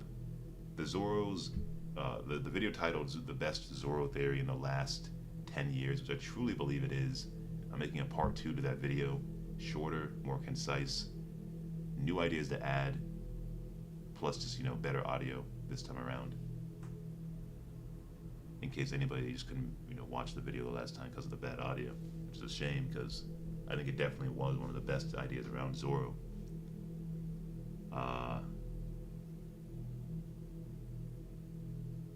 But yeah, that's one of the videos I've been working on for about a year, and I only just put that out in the last month or 2 months or whenever it was.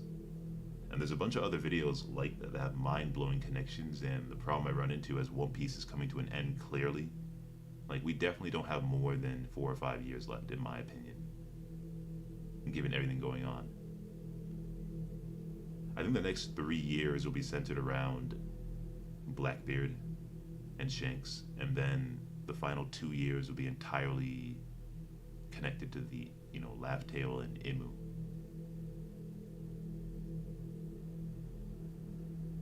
But a lot of I bring that up because a lot of theories now that you make will be answered immediately, right? So we were just speculating on the Goro saying all that stuff, and all of a sudden, following chapter we get a reveal.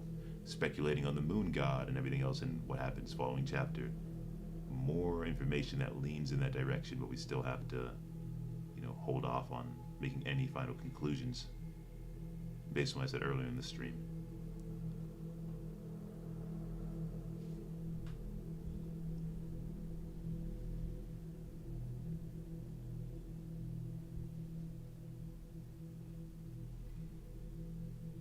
Yeah, Desnez, I'm reading the... So we already went over the spoilers. I'm going to go over some more spoilers in a second that recently dropped on Twitter for those of you that don't have a Twitter account. I know some of you said that Twitter is banned in your country. I don't know if you guys caught the new intro. I didn't go through all the comments yet, but I have a new intro that was done for me by a content creator on TikTok. I think he's from, I forget the country. I think he's from Europe, some country in Eastern Europe, or part of Europe, and he had like a pre-made design that I paid him for or whatever. It's an intro of Viking Shanks. I don't have it on this laptop, but so I would show you guys. I didn't see it, but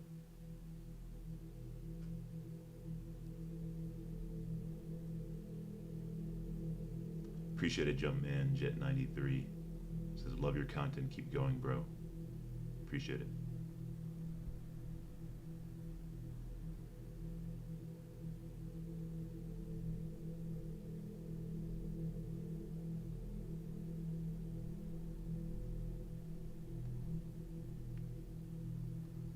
Hey, look, hello world. I'm just waiting for that final big reveal. I think Sabo had the reaction that a lot of us would have. Like, imagine if you and your respective country, you got to be in the inside room with some of the decisions that are ever made. Whether you live in Japan, whether you live in Britain, whether you live in the Philippines or the United States or Africa, the country, any country in Africa, Ghana, somewhere. Maybe you live in Egypt, as we were just talking about. I'm just going through names right now, sorry about that. Try to see my ability to test or to name every country in the world. But I'm not built like Nami. King Puppy Mutt says, hello, love your videos. Thank you, King Puppy. Big Hattori says, I think it's more, I like your name, Big Hattori. I think it's more likely that Oda will make up his own entity for Imu's powers to be based off of. Entirely true. Although the sun god, of course, is a historical thing, so Oda typically has abilities that are rooted and inspired in our real world that you can kind of do some reverse engineering on and figure out where they came from after they're ultimately revealed. But you can also do, I guess, some, what's it called again? Foresight or predictive thinking, where you try to guess who or how Oda came to, or rather what conclusions Oda is trying to get to. That's a better way of saying it. Reverse engineering is obviously a lot easier for obvious reasons.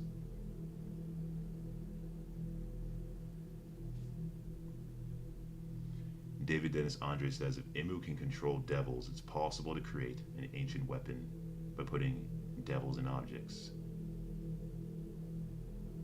Yes, but I think the devil fruits are a product of dreams. And so it'd be interesting if Imu was some kind of dream or nightmare god.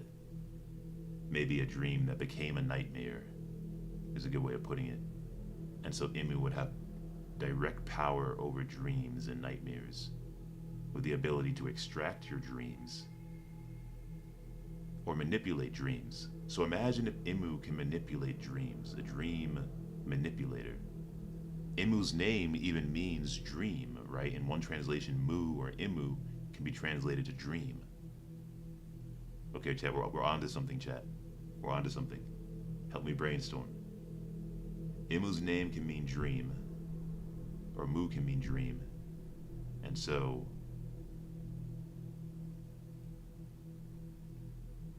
if Imu is not specifically a nightmare, and if dreams are related to the moon, even in Naruto, Kaguya casts some kind of eternal dream over the world. Dreams also can be illusions. Master of Shadows, illusions. Maybe Imu has some kind of dream devil fruit ability? Wouldn't that be crazy? And that would actually maintain the power of imagination.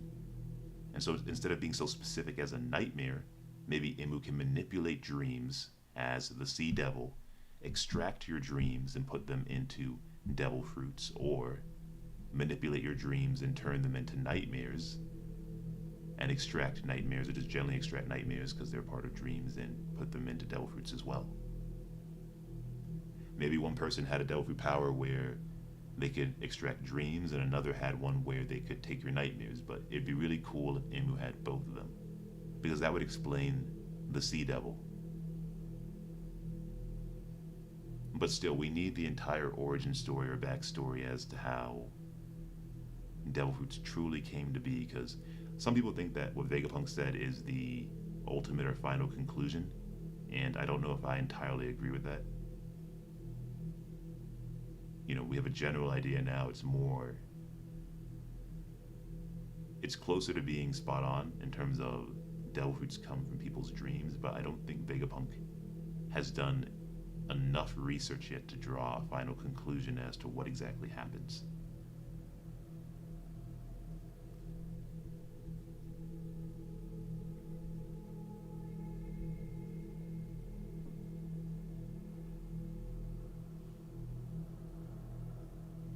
Oh, that is a funny connection. You know, Oda saying that he can, but when his surgery's done, he'll be able to shoot lasers out of his eyes, but in reality, they're going to be shooting lasers into his eyes, I think.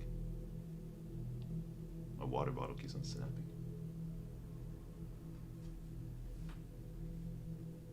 Laser eyes, is that a hint we will see Kizaru in chapter 1087 says Vazu Cap?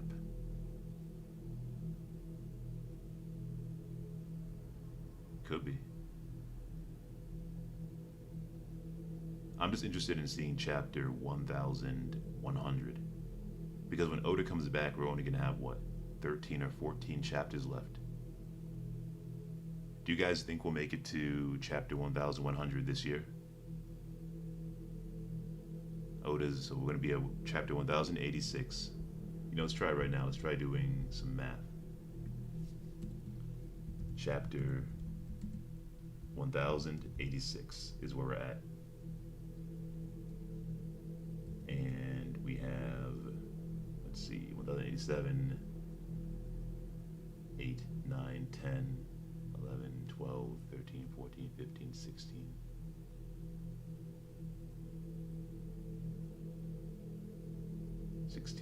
Is 10 chapters. I think that's right.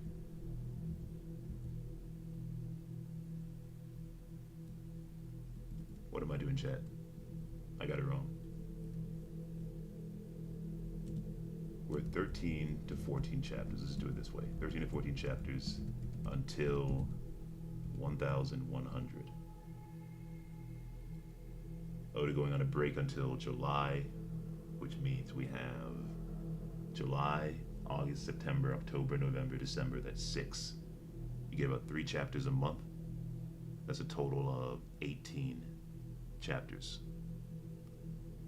So we have 18 chapters maybe left in the year, and then that's factoring in the breaks, and then you also have normally scheduled breaks, and so we could probably add in maybe 4 unexpected more breaks, and that makes it 14. And there's a good chance we might hit chapter 1100 this year, if my math is right. We might hit chapter 1100 this year, or we might hit it first thing next year.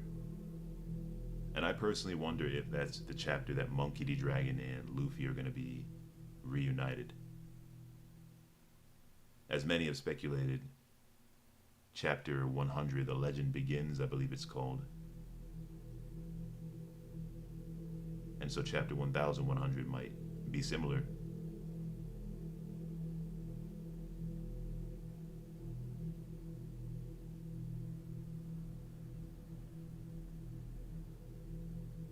I personally actually wondered if, Monkey D. Dragon was present in chapter 1, but that's a whole different conversation for those of you that remember that video reference.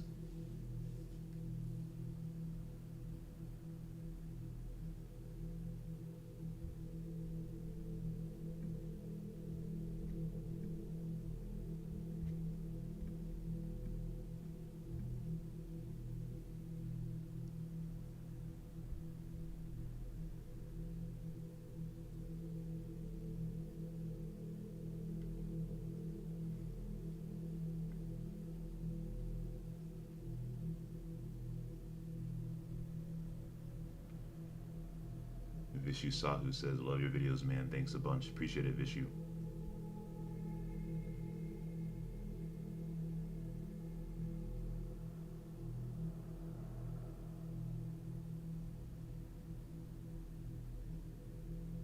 Well, Hemna, I'm sorry that you don't like my content. Although, it's funny that a lot of people think the voice is AI, which it isn't.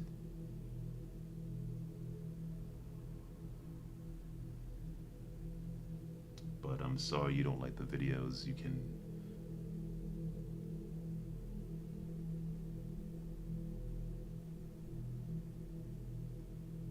We need a stream of you, Joyboy, Par, Civ with Cole to balance it out.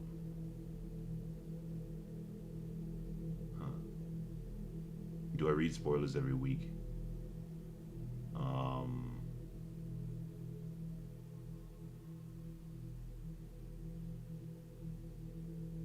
I'm not sure. Sometimes I do, not always.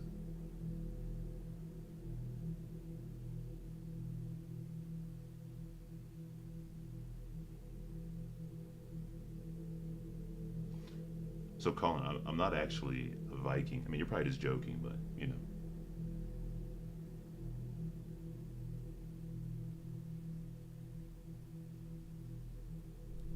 One thing I'm going to try and do definitely for the channel eventually is get the audio quality consistent for all my videos. That's probably one of the issues I'd like to improve on. If I had more time, but I mean, I'm trying to make time to do that. That's probably the most important thing, I think.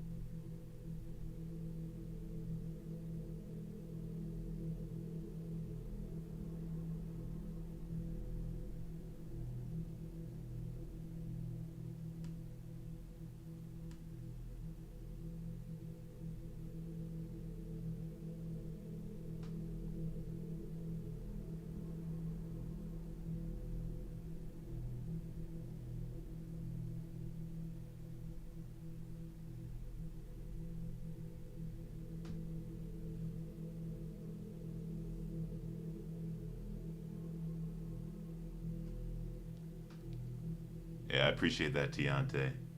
It's all good. I know some people would typically just like ban or like hide it. I don't really feel interested in doing that, at least not right now. Doesn't really matter.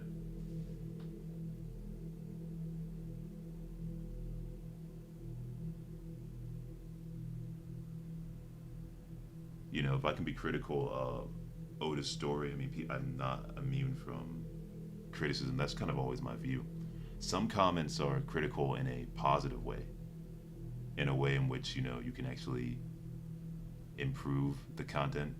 Right, I've had a lot of people that have given me different advice on audio and things, and so I've tried ways, and the audio at least is better than it was in the Zorro video. Yeah.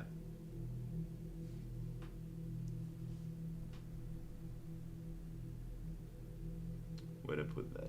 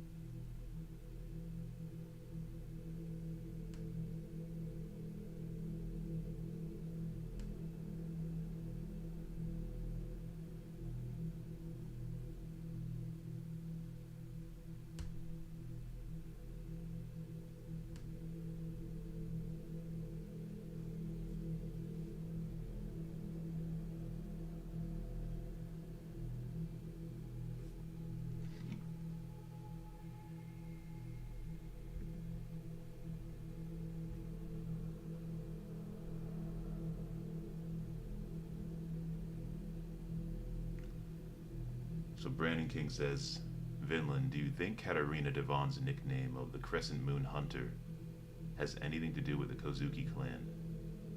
Or did you find out about Imu's existence? That's interesting, actually. Or maybe she has some kind of beef with a member of the Holy Knights, or... Yeah, I remember in the past people were wondering if there was some kind of connection with the people of Wano, given the crescent moon symbol.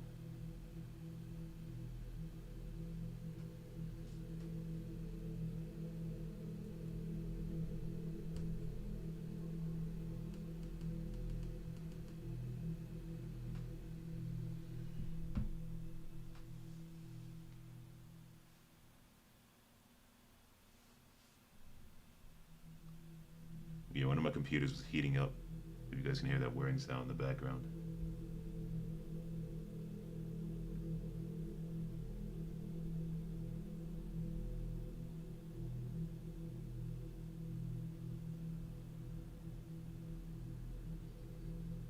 You can change from top chat to all chat. Wait, are you saying Scrodinger's to change it from...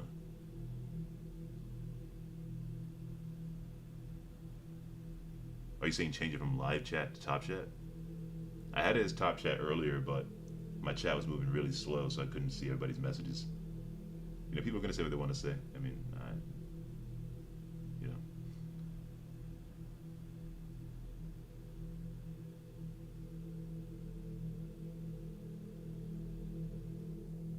what do you think that we'll ever get a flashback? Do you think that we will ever get a flashback of the Kazuki Toki? That's the thing. I think there are certain reasons why Oda does not, elaborate on some of the things he does in his videos. Well, not his videos, sorry, in his story. Confusing Oda for a YouTuber like me. I think there's certain reasons why Oda doesn't fully go into detail with characters that he reveals. Imus is a perfect example, and he waits till specific story moments. And a lot of writers do this for obvious reasons. And so for some reason, Lady Toki is too important. Now, I think clearly the attachment to the Void Century is reason enough why you don't want to go too far. And Oda even had, I believe, a message where he had said that he was nervous about writing the end of Wano because of big reveals like Joy Boy, etc., and stuff with Zunisha and things going forward, right, about the story, and how he has to be careful because it's so easy now in the story to spoil it. As I was saying earlier, because we're getting closer to the end, a lot of our theories are quick, or even faster than usual, being determined to be true or wrong. I wasn't around when the One Piece YouTube community originally started. I would imagine just dropping a theory and never finding out if your theory is good or not, or trash or not, or just wrong in general, until maybe like 5 years pass. There are theories that probably go back 10 years on YouTube for One Piece, and they're only being disproven now. So there's kind of a benefit, right, of being a theorist or whatever in the past. But today you drop a theory, and then 1 week later, even not a week later, spoilers drop. You drop the video comes out, or the chapter leaks or scans come out on Wednesday. You drop a video on Thursday or Friday, and by Monday, sometimes Sunday, but mainly Monday and Tuesday, you're already within a few days finding out whether or not your theory is right or wrong, because the consequent chapters are already addressing it, since there's such little time left for Oda to write One Piece based on his own planning.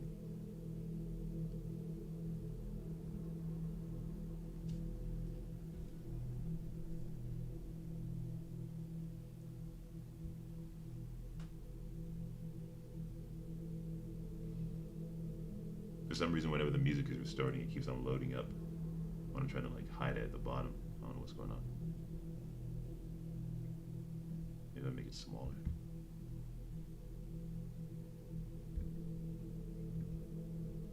I can't do that.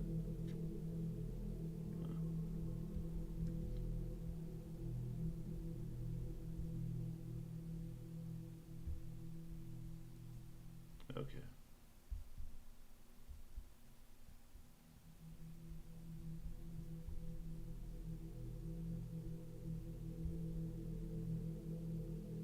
Copper17 said earlier, you have to do work that you enjoy. I fully agree.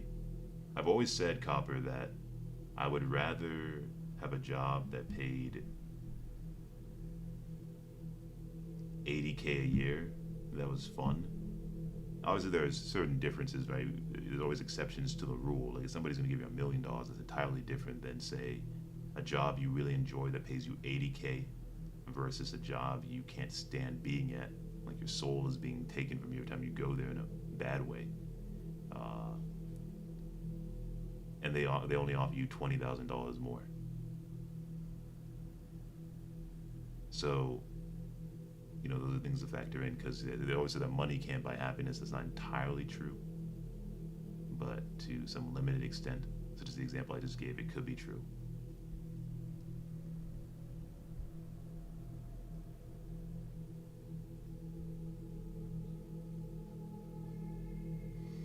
Vazu says, also blame Shiryu, he's in every chapter.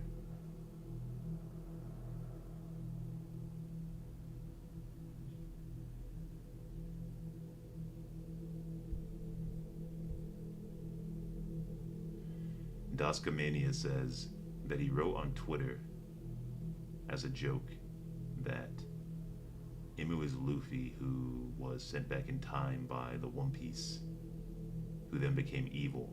And that's when Koba recognized the face.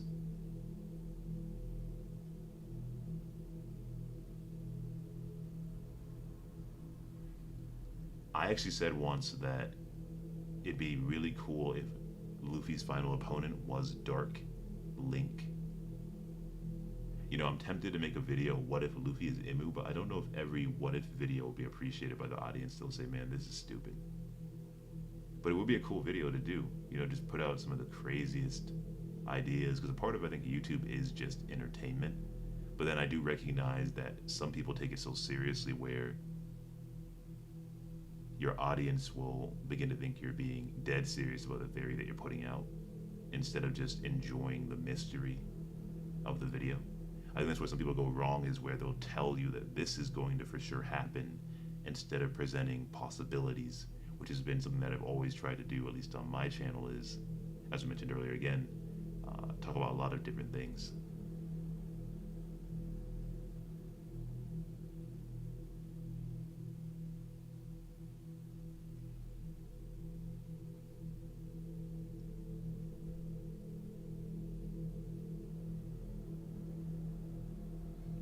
That's an interesting connection, Savage, about your dad becoming a part of a Cherokee Indian tribe as one of their fellow brothers with a secret handshake which required both of them to stab the palms to signify their strong bond between blood.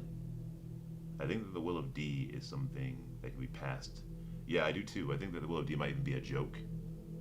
Or maybe people were branded devils and they took that personally and decided to just embrace the title, and so they all carry the D. Kind of like, if you outcast enough people, they often form their own kingdom. Imagine, a kingdom like Joy Boy, where they were outcasts, but they believed in freedom on the open seas, a sea kingdom that did not answer to Imu, maybe. And before their collapse, they each got branded with D.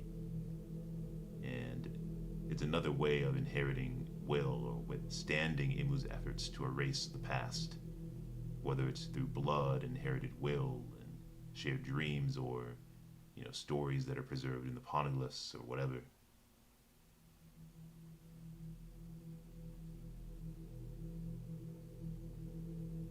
Ray says, is it clickbait? So it's not clickbait. I didn't put spoilers in the title. I just didn't see a need to do so. I just titled it One Piece Chapter 1086. Because that's what we were talking about earlier.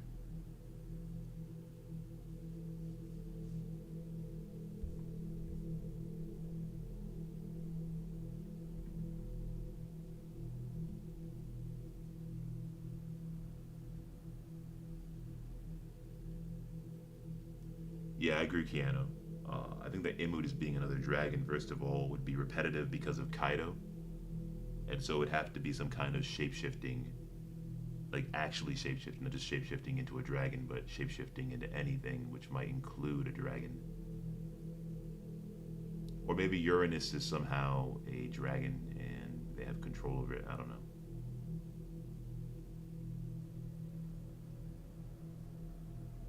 Edit name says is Imu Arlong.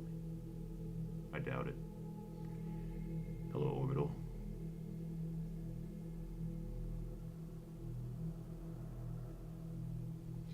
Pavel Hadi says, do you know anything about the 3 types of death in Mexican culture?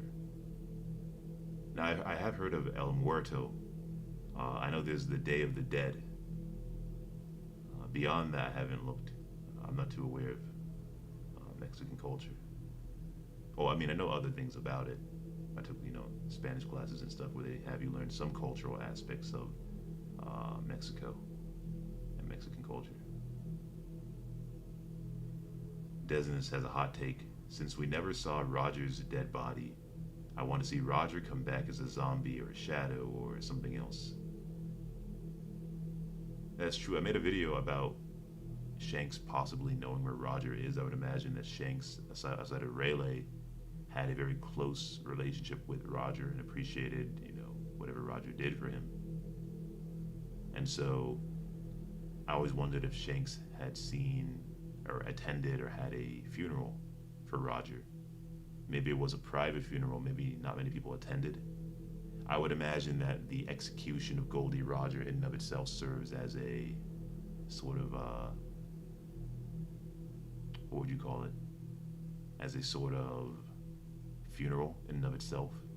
Like Roger's funeral could have actually been where he gave his great speech at, a fitting resting site. And so when you return to Logetown, you are constantly haunted by Roger's presence as if he was buried there, when really his words were born there. That's kind of a way of poetically saying it, right?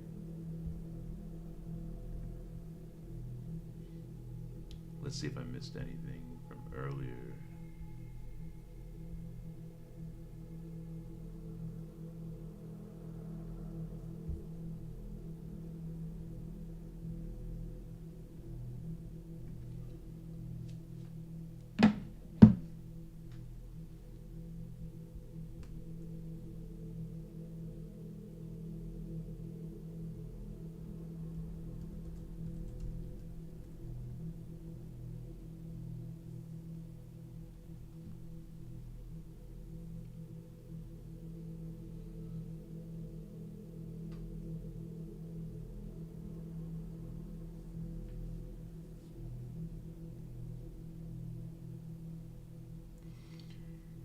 Wooden Leg says, off topic, but can you please do a Morgan Freeman impression? A Morgan Freeman impression. I'd have to look up how Morgan Freeman sounds. I mean, I could try.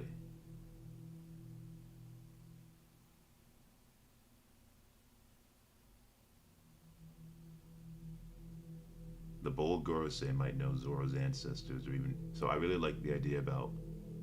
So one thing is, there's an argument or debate, and I was engaging in it briefly about who is Zoro going to fight first, Dracula Mihawk or the bold Gorosei, and would it make any sense for Zoro to fight the bold Gorosei member with a black blade? Now, if these guys are warrior gods and they have the power of gods, maybe you can't keep up with them unless you have a black blade. And so Zoro defeating Dracula Mihawk and becoming the world's strongest before he takes on the world government would be really cool, only if the Bald Gorosei has, even though he doesn't have a black blade, he's a different type of god. You understand what I mean? If Zoro becomes the god of the blade, like Ryuma, that'd be cool if the warrior god of finance, Juro, or Norojuro, whatever his name is, if he has god powers, and so they both have god level abilities. If you understand.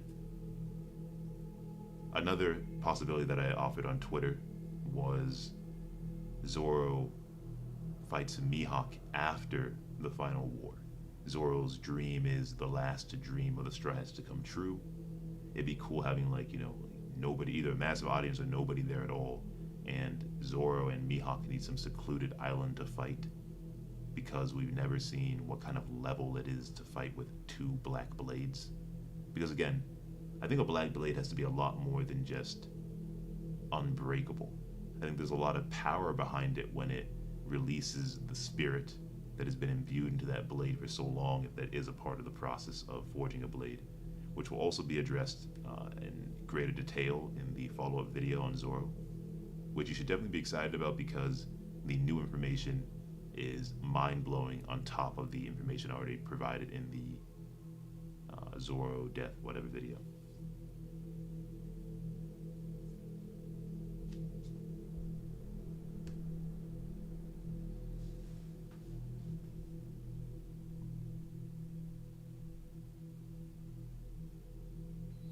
So yeah, another idea that I had was that Imu might have the Earth God fruit, and I was wondering if Imu might be responsible for the creation of the Red Line. But when you think about it, and all these different warrior gods we have, there definitely has to be a warrior god of planet Earth, right? And we don't see that mentioned there. And I would imagine that the warrior god of Earth would be Varth, the land, or Varth stands for Earth, right, and land. Varth is pretty much Earth with a V in front of it. And so maybe that warrior god was defeated in the past, and when I dropped the post on Twitter about maybe Varth being under the hood of Imu, it was just to be funny, and he got a bunch of likes. But what got less likes, and this is the thing that's typical about social media, where certain things that are probably dumb get a lot of likes, but then the smarter opinion might not. I did a quote tweet where I put on top of that, well, maybe instead of being Imu, because of the way the teeth of the statue look of Varth, maybe it could be one of the Ors, one of the continent pullers of Ors Jr. We still don't know why these creatures are important, right? Why they're being recreated. Were they involved in the Red Line's construction? Were they needed for something else? Did they fight in the final war? Does Imu now want clones of them on his side? Who knows? But it seems they're trying to recreate them. And so, maybe Ors, people say that was Joy Boy Ors, maybe Ors in the past, or a distant Ors in the past, was considered the warrior god of Earth, and he was able to move these massive continents around. That could be who Varth was, one of the original Ors, a warrior god.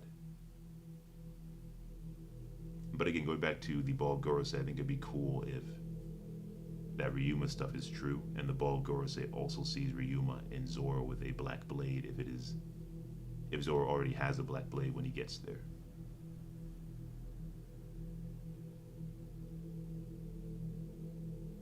And then we could learn more about Ryuma as well, and maybe even get that flashback or closure that we never fully got during Wano that some people point out.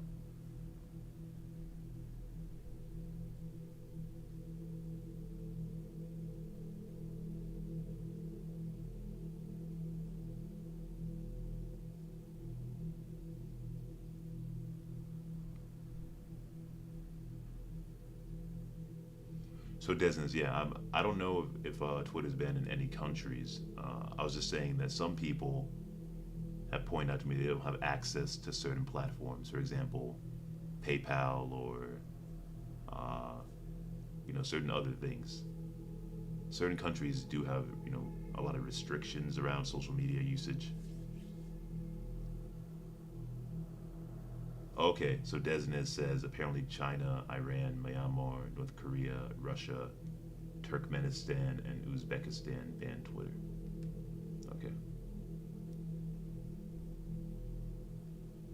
Good night, anime. Sonny Hollis says Imu probably is represented as Erebus, a god of shadows and a titan who overthrew his father. That's another good connection. Again, there's so many mythologies out there that play around with light and shadow and the devil and darkness and overthrowing previous rulers that it's easy for us to find connections anywhere and just throw spaghetti at the wall, to put it that way. But again, there's a reason why most ideas don't come true, but I like what Sonny just pointed out.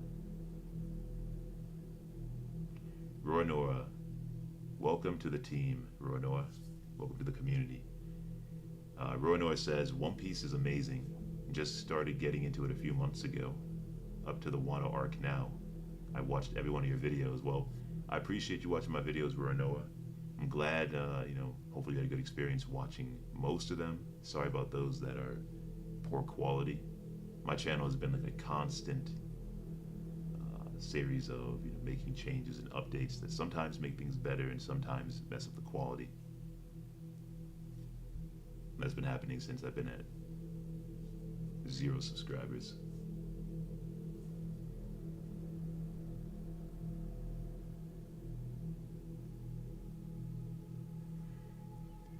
World Boss PF1 says, Imu is the devil. The 20 kings are Illuminati.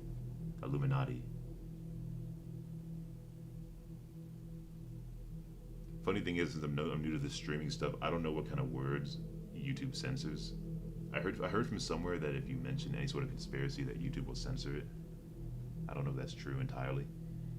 It doesn't really matter, it's just a stream, but and then World Boss PF1 says Gorosei equals G5. I think I'm familiar with that. That's like some type of body. The G5, right? Those are like five countries. Uh, I don't remember which ones they are. Are they considered like the leading world powers, or are they specific to other areas? Desmond says, so Imu is like Uta. We're already in the dream. Maybe. I mean, Kaido had a lot of similarities to Shiki, and I've always held this down that Oda sometimes uses movies as a template to see how his audience will receive certain ideas. And without a doubt, the widespread success of Film Red, I think it was made a ton of money, right? One of the most successful anime films ever, based on what I saw. Uh, I'm pretty sure that's going to be motivation for whatever Oda has planned that might be along the lines, like the Devil King. The Devil King could be loosely connected to either Blackbeard or Imu, based on what people have said.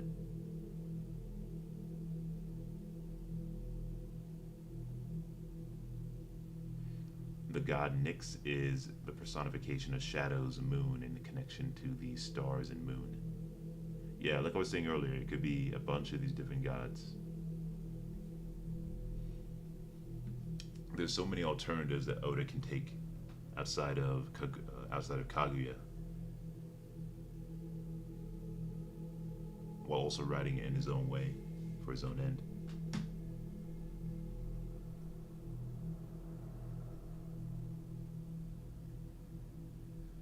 We're getting the One Piece live action trailer on the 17th this month. Should be exciting. I've always said this as a One Piece stan. It is we're on this ship together, right? We got to be loyal to the captain. That's Ichiro Oda. And even if the One Piece Netflix series is trash, I am going to give it a 10 out of 10. Now, I did make a joke during the last stream about we don't want to give positive feedback that will encourage, a bad film to get a sequel or whatever. But at the same time, like, I'm still gonna like stand. Maybe I will. Maybe some of you will, take a clip of this stream and call me a hypocrite on Twitter if I start bashing it. But I think the One Piece Netflix film is gonna be really good. I think it'll be really good for those that have an open mind. And even for those that have a closed mind and they're very critical of things, unless they're like 9 or 8s out of 10, they won't even settle for a 7. I think a 7, I think if we can give the One Piece Netflix series for season 1 a 7, that is a major success, given how most or a lot of these live action adaptations fail. I would just encourage that, if I was a part of the film crew or whatever is involved in making adaptations like this, because you see how they've now successfully adapted Nintendo movies, and now they're going to go through all these video game movies because they realize there's a whole market out there for doing this. If you can do it well, you'll make a lot of money. If you can actually make a really good, realistic, maybe Dragon Ball movie with, young Goku base level, not too much stuff going on, if it's actually good, you'll make a ton of money. Especially with all the new advances in artificial intelligence and special effects, I think this will become more possible in the future.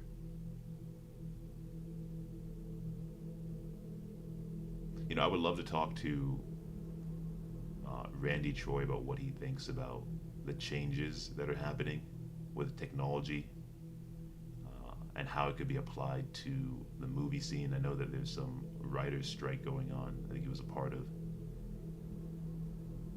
like the Hollywood Guild or whatever.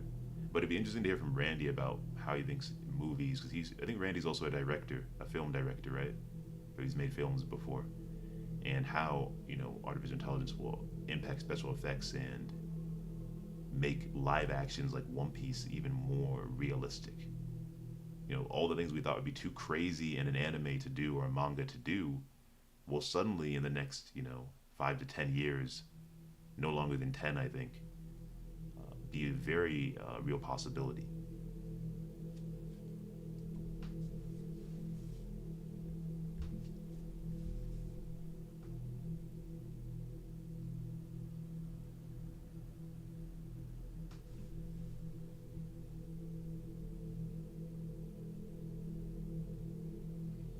So yeah, the film Red movie, I think you can watch it legally in a lot of places. And if you decide to be a pirate, there are ways you can watch it as well. I mean, you can just search it. I'm pretty sure that they've been uploading movies on Twitter in their entirety. And the only consequence is, like, I don't know if your account gets permanently banned or your IP address, but I don't know what they do. They do something though.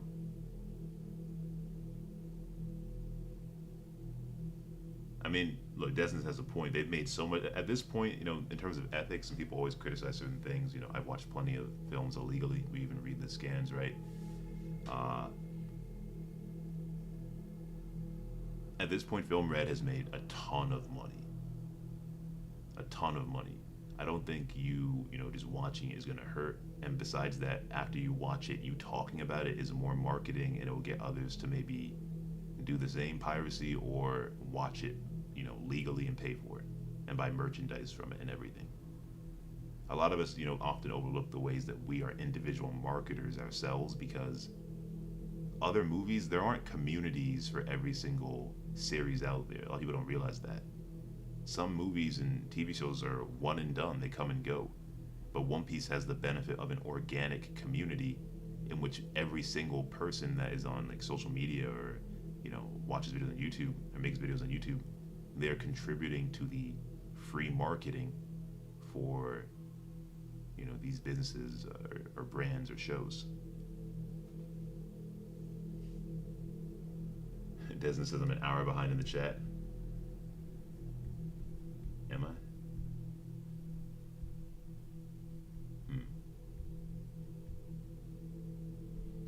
Yeah, I don't know what's going on with the chat feature.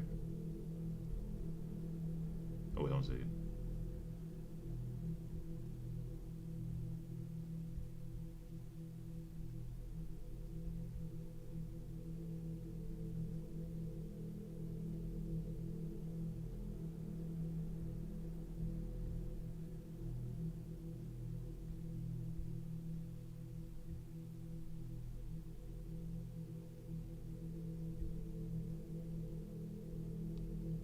Daryl Gandhi Jr. says, love all your content. Been subscribed for a few years now. Congrats on 100K. I appreciate that. I think we hit 101,000 subscribers. I don't know if we're still there or not. Sometimes people subscribe, unsubscribe. It is what it is. But I appreciate that.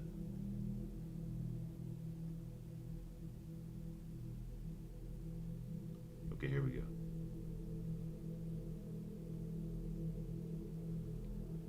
Doscomania. Okay, I already read that. Johnny Blaze says, is Oda going the Christian route, with Imu and the Gorosei representing archangels? Yeah, I agree with that part, Johnny. And then Johnny says, with the warrior god of liberation being the fallen angel Lucifer.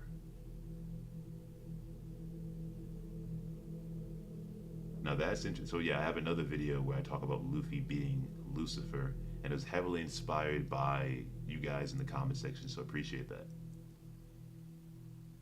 Yeah, there's a lot of parallels there. There's actually been writings, I think there's a story I mentioned in the video as a reference where sometimes people will portray Lucifer as simply challenging tyranny. It's just an interesting commentary on it.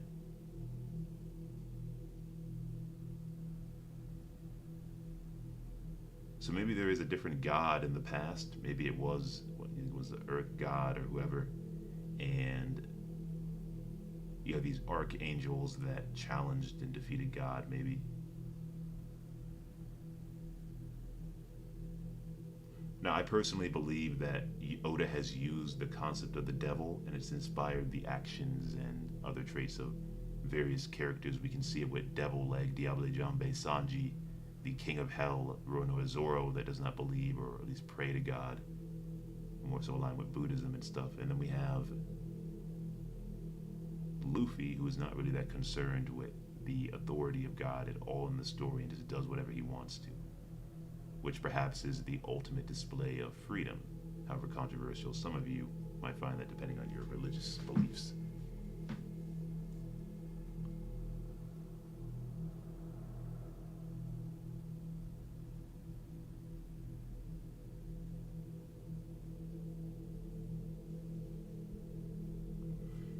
So Desnes the dwarf says, "Sorry, bro. I'm so broke. I'm happy I have internet."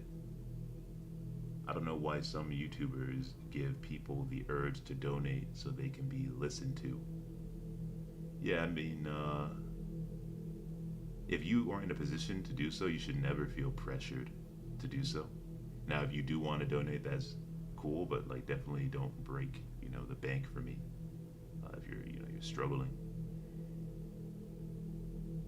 I understand.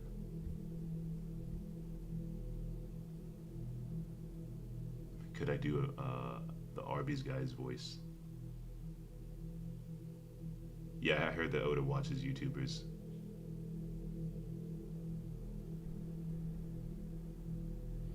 To build on my earlier comment, Ronoa says Gear 5 embodies infinite possibilities.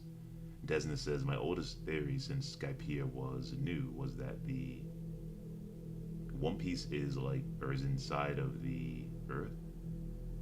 Is the Earth, or is it like the Earth? Like the people in space searched for a planet to live on, and found the One Piece, and it's a message to us. Hmm. That could be it.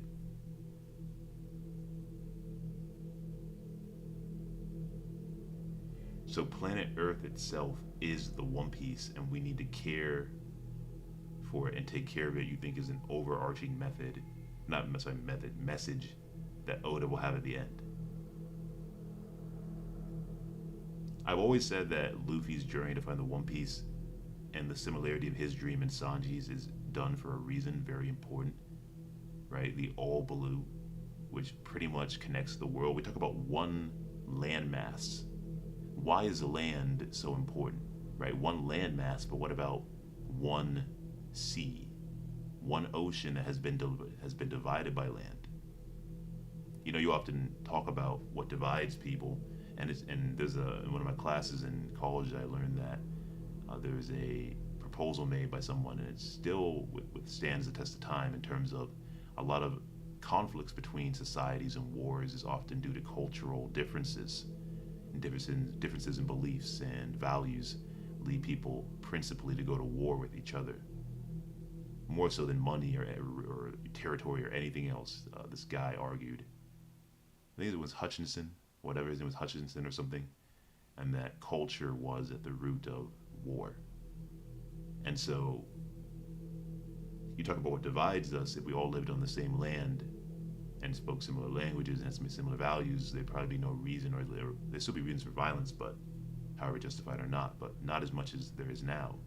And so if you're right about that, Desnes, which is a really cool theory, that the One Piece is a united world, which has been around, that overarching concept, but a united sea. Instead of us all being on the land, maybe, as I've always wondered, the ancient kingdom was an ancient kingdom of people on the sea pirates, all flying the flag of the sun. And they were united by the water, and there was no land dividing them.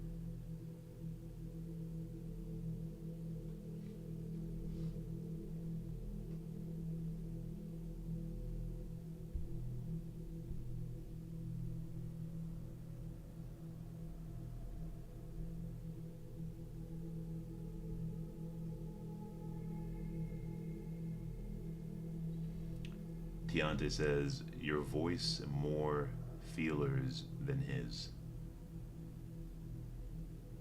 Are you saying that my voice has more feeling when I'm doing my narrations or reading? I'm confused. Tiante says, my opinion, I think Gandhi Gorosei is the betrayer and one of the founders of Wano. So you think the Bald Gorosei is a good guy that's going to betray the government, or Imu, or do you think the Bald Gorosei Gandhi is a betrayer of Wano?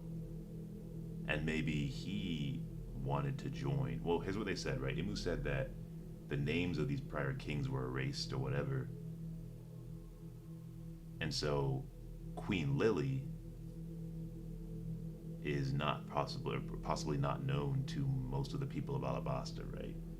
It's possible that this bald Gorosei guy had his name erased as well, so that the people of Wano forgot about him and don't realize that one of their original founders had joined the world government, and maybe the others refused to join.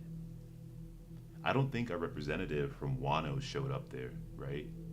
But you do see representatives from Fishman Island show up there, which is interesting given the fact that, you know, in terms of allies that Luffy has, the people of Wano for now, I mean, you didn't see any giants show up there either.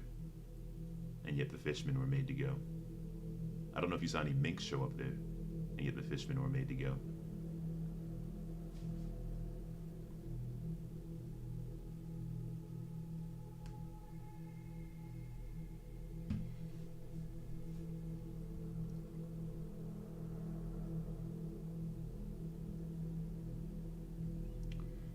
Yeah, the Great Cleansing, or sorry, the Great Cleansing could be a big flood like it is in the Bible. The most valuable thing during that time would be just dirt to grow plants and stuff. Wow, that's a great idea. I thought, did Parvision make a video about a great flood or an ice age? I can't remember. I know that the flood idea is very old. It goes back to like the beginning of the community, with them believing that a great flood had swallowed the world. And maybe Imu as the sea devil would make good sense for that, or perfect sense for it. That's a good connection, that when the world is flooded, there's a lot of value that's placed on the planet, and so you take the land for granted. The earth god has mysteriously not been revealed yet, as well as the god of rain. And you'd want rain for those crops to grow. And of course, again, we mentioned ancient times at the beginning of the video, and these were the sort of gods that they prayed to, but specifically because of agriculture.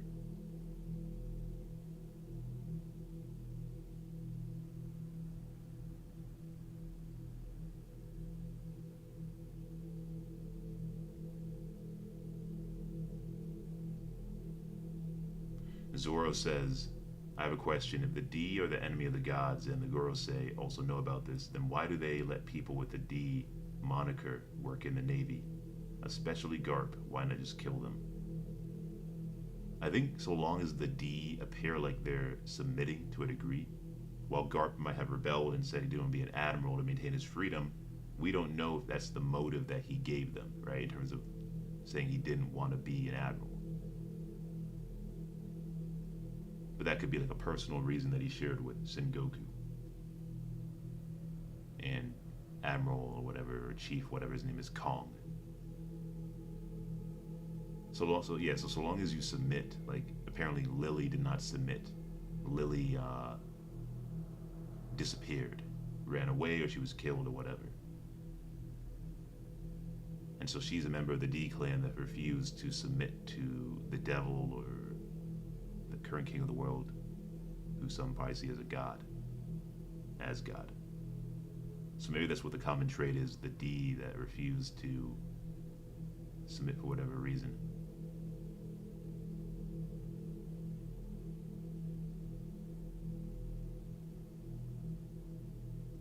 Wow, so Johnny Blaze says, what if Lily had the Shadow Devil Fruit? And when the original 20 kings laid down their swords, Lily used hers to cut off all their shadows, and then she fled. Now Imu is a undying shadow with its own will.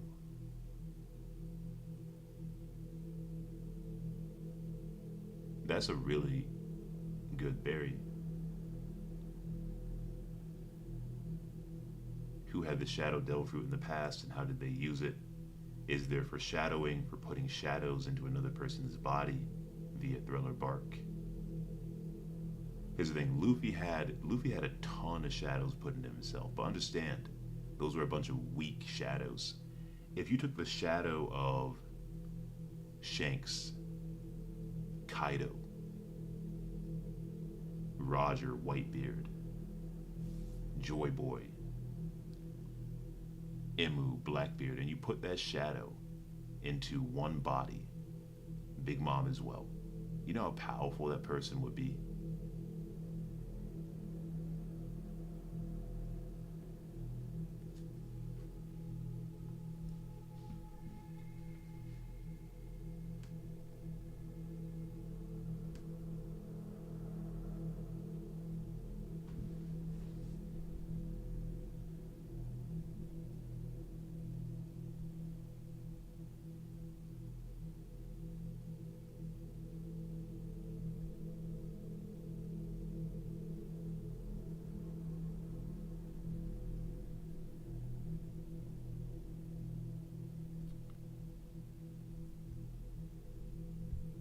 Okay, I just saw Silvers. How you doing, Silvers? Is that the man, the myth, the legend? Yeah, I'm gonna start streaming more. Uh, I'm doing a lot of solo content right now until I get a hold of things, but I do think in the future, Silvers, I'm gonna reach out to some people. Maybe you, if you'd be interested. But I also want to have more structured streams and everything.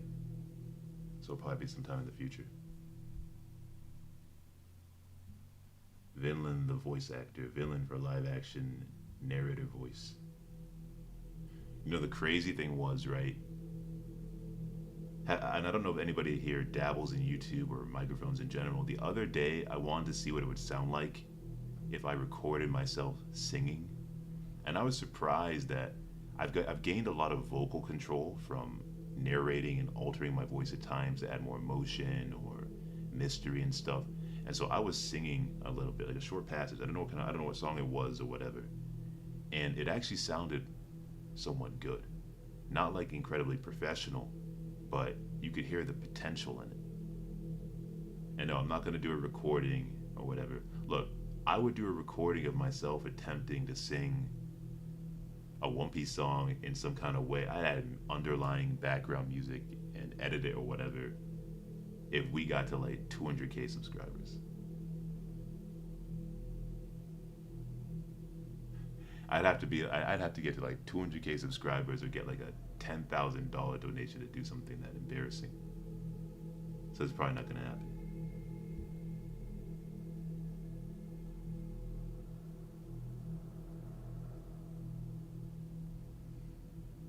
But I was surprised that it sounded good.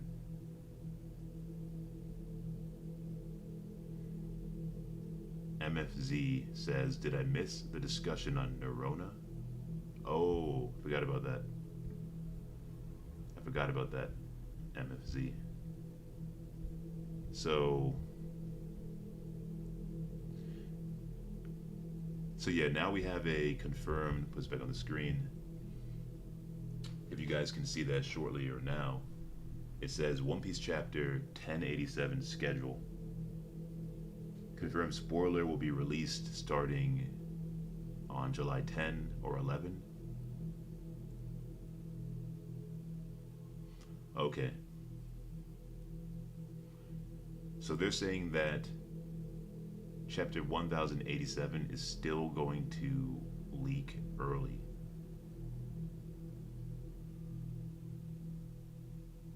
So we're going to get chapter 1087 next week, even though Oda's going on break. Now, my concern would be, are we going to end up in a position where 4 chapters drop early? Like, how far ahead does Oda draw the chapters? I'm not too familiar. Like, imagine if Oda has the next 4 chapters drawn already, so he prepare himself for his break, and then just come right back. No, but then again, he says he's going on a break, but imagine if he already has them done, because understand that after Oda gets his surgery, he might not. Maybe that's what the break is for, right? The break might be for Oda getting his surgery soon, right? Maybe in the coming days. And maybe the doctors are going to tell him, or they've already given him an expectation of not working for at least 3 to 4 weeks, right? I need to go back and read his message. But yeah, if we get 1 chapter next week, are we going to have to wait, or are we going to keep on getting chapter after chapter after chapter? I'm not sure. It's good to know, because I planned on working on a video, but maybe I'll work on it slowly and then just get the next chapter review done for next week. So yeah, we were talking about Figoland of the Holy Knights a while ago, and Garling Figoland is the leader of the Holy Knights. His appearance, he wears sunglasses and has long pointy hair and beard that together form a crescent moon. So apparently his hair and his beard are attached. I need to see the images. So you mean to tell me like he has a bunch of hair on his head and it's somehow connected to his beard and he has a crescent moon, formed off to the side of his face somehow?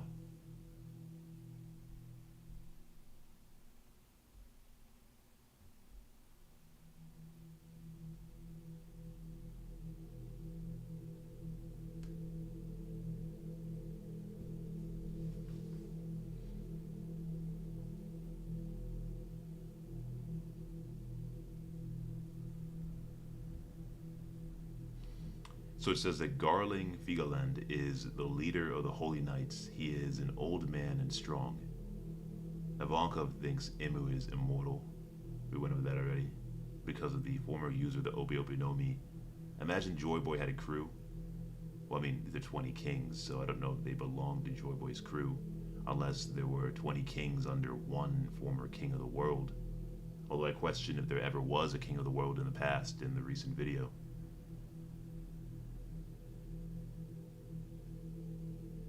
But the old user of the Obi Obi no Mi would have to have been a doctor. Why would that doctor, who is said to have performed countless miracles, ever give immortality to the life of somebody like Imu? Understand, Imu can't force you to use the Obi Obi no Mi on him. You have to be willing as the owner of that fruit to use the immortality operation on somebody else. It's a voluntary act, unless you do so under duress. I always wondered, how did Doflamingo plan on forcing Law to use the Obi Obi no Mi on him? Because as far as we know, Law doesn't really have anybody in his life besides his crewmates, so you would have to capture Law's crewmates, and then after that, threaten to hurt one of them unless Law performs the immortality operation on you, right?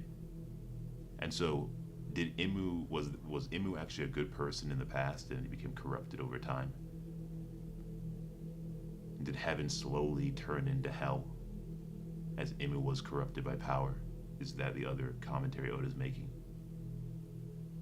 Or was there, and did Imu use, duress or coercion to force, this doctor in the past to perform this operation on them?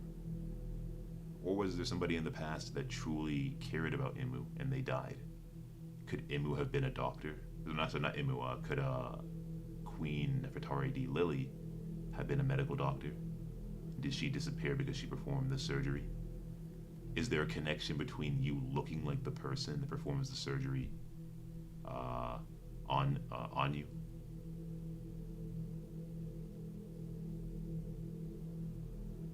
What's also interesting is if Imu has the, I got to look back at Punk Hazard, and because I can't remember if when you use the personality switch operation, do your Delphi abilities travel with you? I'm trying to think of who had their personality switched. I think, was it Luffy as well did? Sanji doesn't have a Devil Fruit. Zoro. Sanji left his body and had basically a normal Nami body, but still had the knowledge of how to perform certain techniques, even though he was weaker and more vulnerable. Zoro, no, that's not frozen. Him. Yeah, I can't remember right now. Chopper, I think, had his body switched. And I don't think Chopper could transform into a reindeer in his new body, right?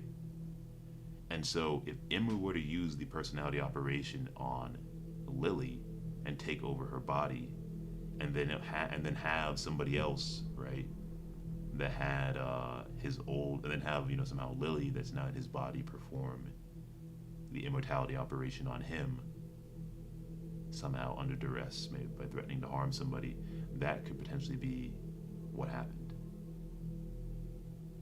But I think that maybe there's some other doctor out there that for some reason, that'd be the important thing to figure out, for some reason wanted to make sure that Imu never died or was forced to do so. And so we also learned that Dragon couldn't believe that Vegapunk made a weapon with a power for the world government. This is the first time he has used the weapon. It is strange. Maybe Vegapunk didn't fully realize what it would be used for, and he was just instructed to make a redesign of an ancient weapon in the past. As I pointed out earlier in the stream, the Arc Maxim. Vegapunk could easily recreate the Arc Maxim. And again, if they have electricity already on planet Earth, and then they could mimic what Enel did, or they used laser beams because they are studying light. And so they used laser beams instead of electricity to destroy Luzia Kingdom.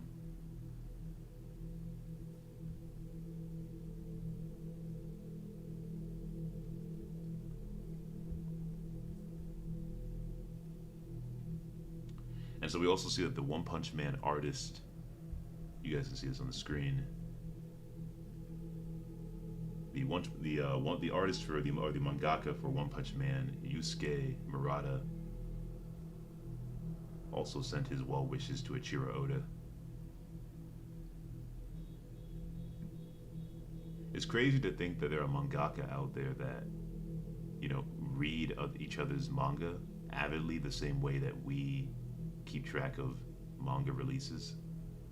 Like, you probably have some mangaka that have more time on their hands than Oda, or maybe they're retired and they're sitting back once a week waiting on Jujutsu Kaisen or One Piece or whatever other series. They're wondering when Togashi's going to drop more Hunter x Hunter.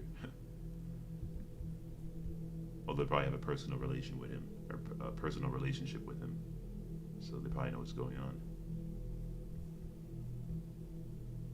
Apparently we also see, there's a bunch of reveals this chapter, we also get to see Seraphim Crocodile and Moria, and we also get to see Seraphim Doflamingo.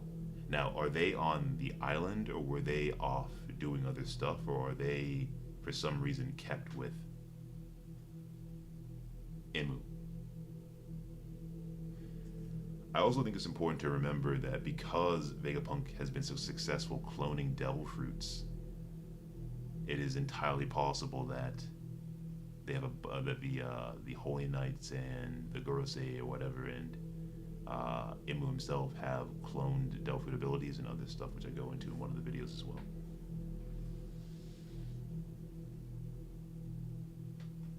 Now, what's interesting is if Crocodile and Moria and Doflamingo have their original devil fruit powers, well, I doubt it, because the Logia stuff, I think he said, was difficult to clone. So I wonder what type of ability would Crocodile have. Have we seen any of them use cloned Zoan fruits yet? I mean, Crocodile might have a Crocodile. Imagine Crocodile has a Crocodile Zoan. Becomes an actual Crocodile. Moria might still have his shadow powers. Doflamingo might have his string power. I know there was a theory that Doflamingo is still pulling the strings behind the scenes.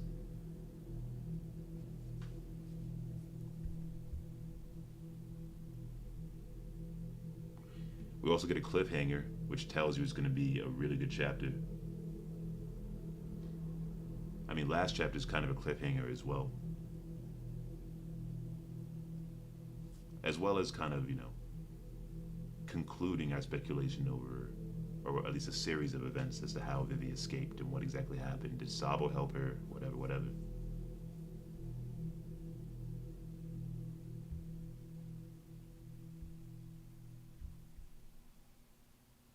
Now, apparently Redon, who handles a lot of the spoilers, is telling people that this is another chapter that you would rather read entirely without being spoiled on. But we've already spoiled each other, I guess. Well, willingly spoiled ourselves, I should say.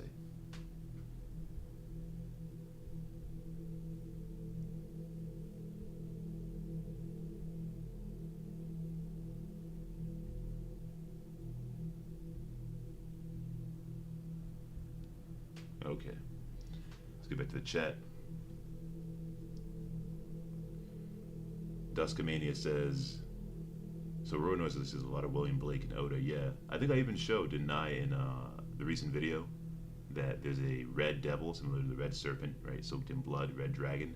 It was drawn by William Blake. William Blake draws the devil as a hybrid dragon.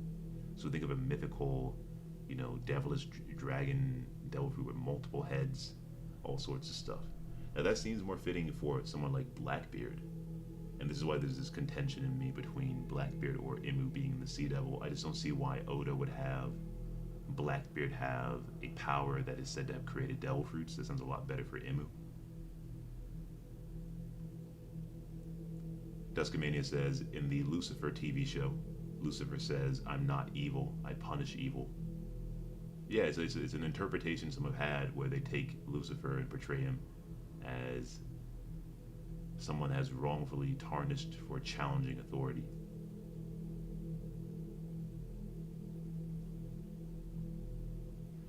So Nerona, I didn't see the spoiler for Imu that I saw earlier.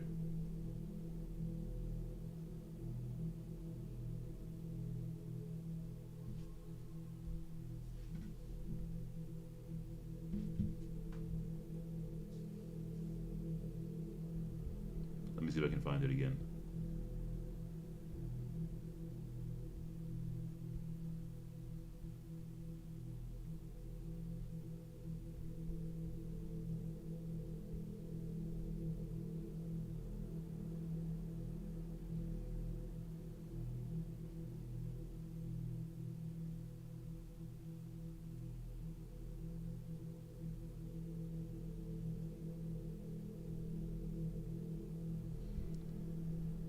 Yeah, somewhere else I saw a spoiler about Imu being a saint, a king, celestial dragon. I don't know if I read that and my eyes are just blind and I'm not seeing what I'm looking for. But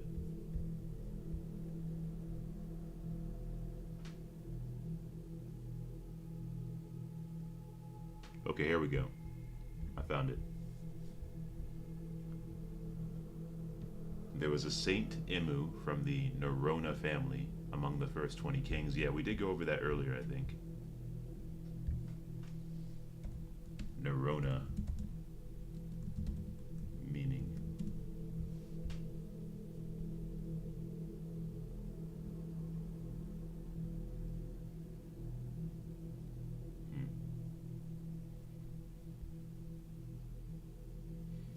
Now, there was a Roman emperor named Nero, apparently notorious for debauchery. Let me just see if that could take us anywhere. Roman Emperor Nero. So Nero, hopefully nothing comes up while I'm doing this. Nero Claudius Caesar Augustus Germanicus was the 5th Roman emperor and final emperor of the Julio-Claudian dynasty, reigning from AD 54 until his death in AD 68. Wait, how old was he? He only lived to be 14 years old? Nero was a boy. Could that fit Imu? I don't know. It sounds like Imu.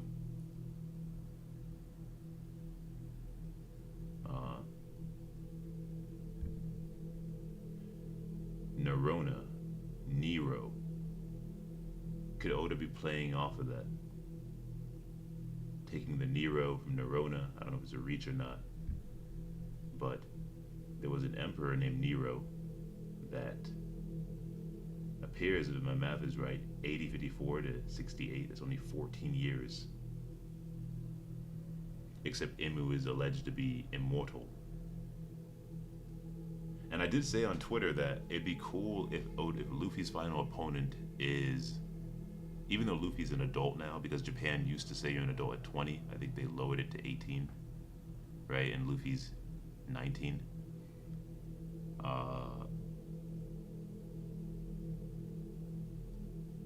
You can kind of still see the boyish quality in Luffy, right?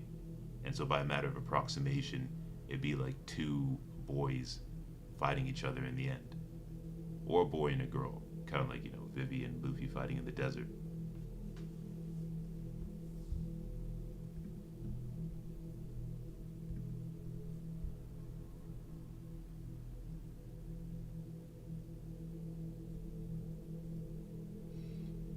Yeah, it says Nero was engaged in personal debauchery and extravagances and persecutions of Christians and death. He became famous for burning Rome. Nero burning Rome. Burning Rome, Nero. The fire that destroyed much of Rome started on July 18 or 19 in the year 64 AD. Some ancient historians and biblical and history scholars claimed that Nero, the Roman emperor, instructed his lackeys to burn Rome to the ground so he could rebuild it to his liking. However, there is no evidence that Nero either started the fire or played the fiddle while it burned. This sounds like a great final villain. I don't know if this is what Oda's going for with the Nerona, how you say it, Nero, the emperor of Rome, who burned the kingdom to the ground or allegedly so he could rebuild it. Do you guys think that Imu burnt down the ancient kingdom and rebuilt a new world? Is possible. We have the destruction of a kingdom or an island connection here. We have him only apparently living to be 14 years old. Boyish. And you have to wonder if he's somewhat boyish in his decision making in terms of Imu, or childish at least. What was Nero's legacy?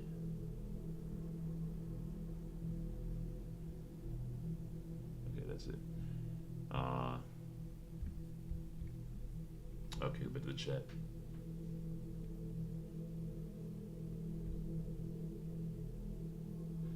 Stormcloak Knowledge says, hey, your older video that you made about Odin years ago made me cry about poetry and stuff, so yeah, thanks. So I'm always amazed when people like my older videos, the older ones, because the quality was absolutely terrible, but I know there are a lot of people that still really liked it. So, I mean, I do appreciate that. I like making people feel things when they watch my content. So it feels like you at least came away with something. Rosa Boy says, your voice is perfect to talk about One Piece. I've actually heard people say my voice is too scary and more suited to dark content than a bubbly tale like One Piece is their specific comment. So, you know, to each their own.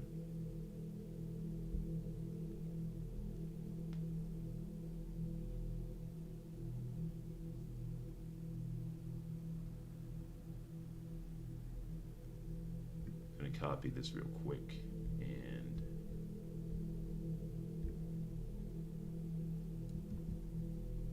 add it to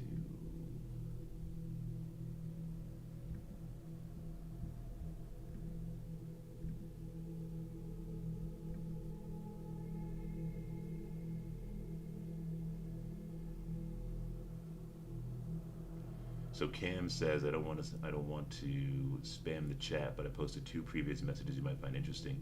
Cam, did I read your message already? I don't recall posting your name.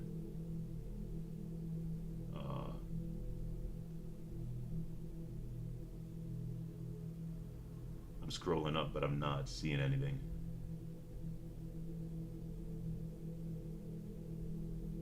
I may have read your message or not, can't tell. I'm not seeing anything. Cam.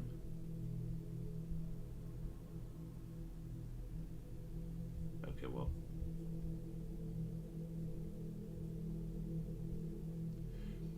Shout out to Miguel J. Aguilar Velas. Hope I said your name right. Appreciate your membership, Miguel. Like I said at the beginning of the stream, you guys, if you do want to join, become a member to support me, I appreciate it. If you can't, that's alright.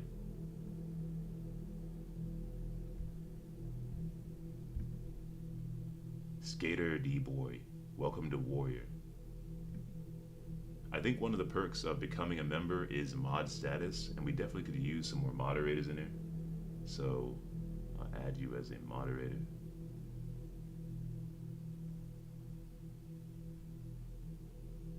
I've been doing standard for now. I may do a managing moderator shift when I have time to, go through the channel and update it. But yeah, thank you, Skater Boy. And like I said, we'll be doing future streams, a lot more streams regularly. I want to do streams with particular groups of people from different places. I know I mentioned India, but somebody mentioned they're from Detroit, and I commented. I'm gonna go back and try to find your comment. Or you can always let me know when I put out another community post, but I'd be interested in talking to, on a live stream, people from Detroit at the same time, or people from anywhere, but I want it to be group focused so I can kind of get a sense of how different communities feel about the story of One Piece. I think it'd be a pretty cool thing to do. But yeah, I'm gonna try and make members mods, and there are benefits I've added. I just don't remember them all right now. And I'm gonna be making some emojis in the coming days or weeks.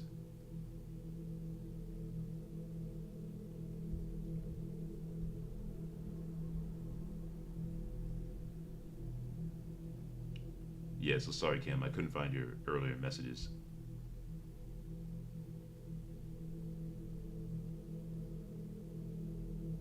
Yeah, Tiante, you could be right about the bald Gorison member. Again, this notion of being corrupted, and it's kind of symbolized in a way by his sword, or at least hinted at.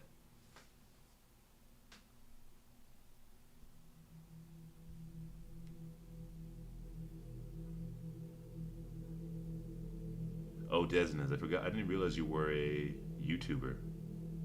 Maybe I've seen your name before, and I just didn't remember it. Stormcloak Knowledge says, been watching you since Joyboy Theories gave you a shout out. Oh yeah, I appreciate that from Joyboy. I think Joyboy helped me get to my first 100, or was it 500? I got to 100 on my own. Yeah, I got to 100 subs on my own, and then Joyboy gave me a shout out and helped me get to 500. Sorry, that's my eye. Helped me get to 500 subscribers. And I think I did like a few collabs after that, but for the most part, I've pretty much just been doing my own thing.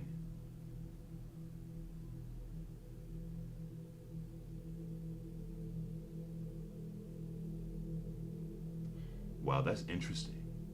So Desnez is just dropping a bunch of insane ideas. I'm surprised I've never heard these ideas mainstream before. So Desnez says, I wonder if I can like screen capture this. I don't know. I'm gonna highlight this, and Desnez, I will check out your channel and video when I get an opportunity to do so.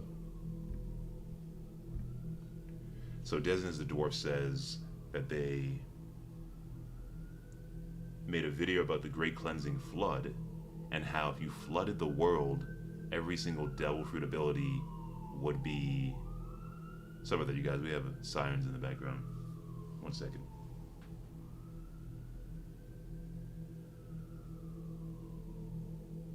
Okay.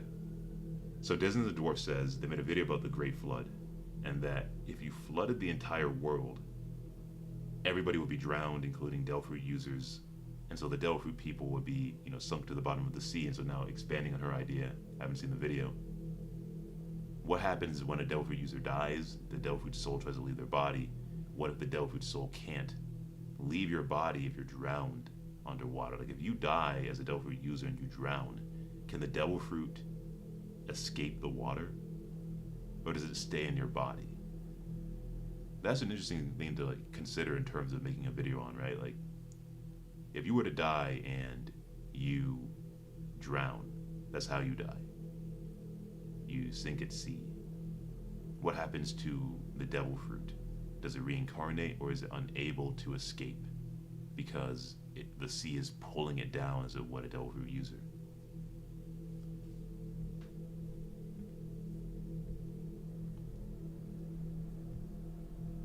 Skater Boy says, will this be a void?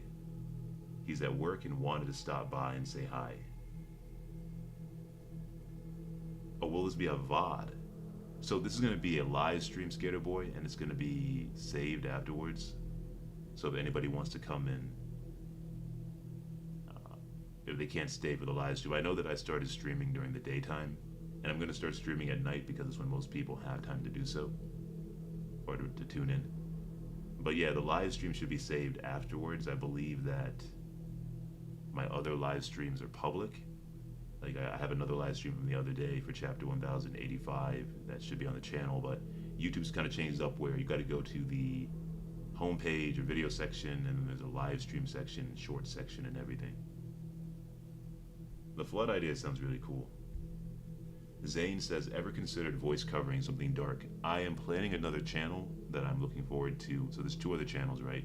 We have the second One Piece channel, Manga Personas, that's run by me and some other people. But that's kind of like a side little thing. The main things that I've been planning are two other channels that I'm trying to see if I have time to do both of them, right? So those will be announced in the future. Michelangelo says, like the stream. I see 103 of you guys like the stream. I appreciate that. Already reached the bottom. Okay. Well. Copper17 says, a flood might have scattered the devil fruit abilities across the world. That's a good idea too. That maybe there was a great flood in the past, and that's what caused the devil fruits to travel elsewhere, and again to the hands of mortals. I also see the acquiring of devil fruits akin to eating fruit from the forbidden tree. Another nice parallel is stealing fire from the gods. I think that's how the story goes, right?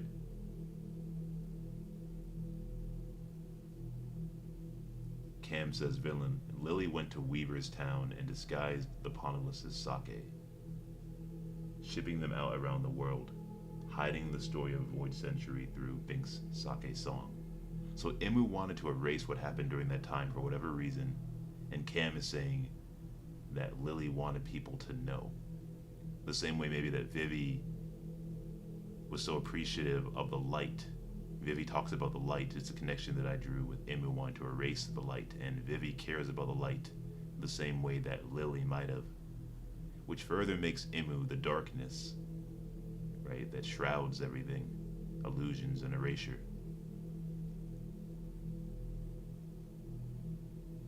Skater Boy says, have we seen an instance where a devil fruit was ever put in the water? Nah, I don't think we have. We've seen devil fruit users, but I would love to see what happens. There's so many things that Oda could do in terms of experiments, and I'm surprised that Vegapunk hasn't experimented more with devil fruit abilities. Another one, Egghead Island.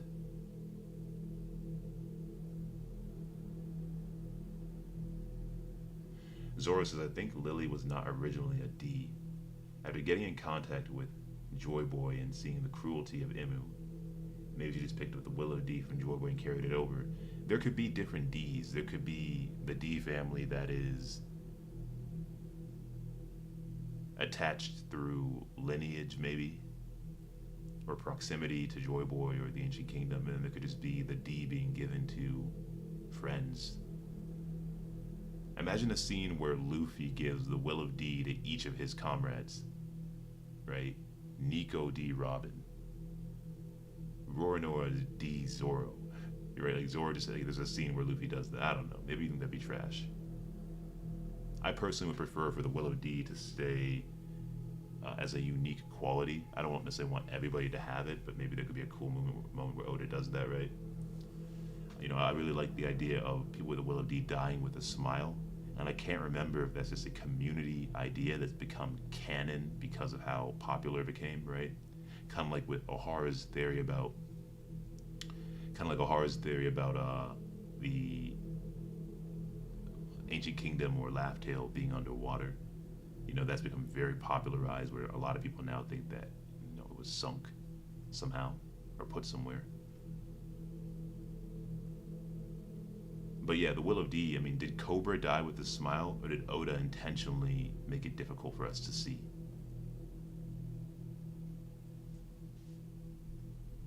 Zane says, not gonna lie, underrated One Piece YouTuber. You need to do more collabs with other big YouTubers. So yeah, I agree. I think it's just important for stream. I did a stream with Braga one time and had some complications, and I said to him that if I stream with other people, I would like to have it more professional. and get a better hand of streaming. And so that's why I'm doing streams right now, is I'm trying to get better at it. And once things become easier and smoother, as somebody that's going to be, leading the stream, since it's going to be hosted on my channel, I need to make sure there aren't any, significant technical difficulties. And so I'll probably start off first with talking to you guys. I've seen people that are not from, particular countries that we were talking about earlier express interest in joining me for a stream, and so I'll probably make an announcement for some of you in the chat.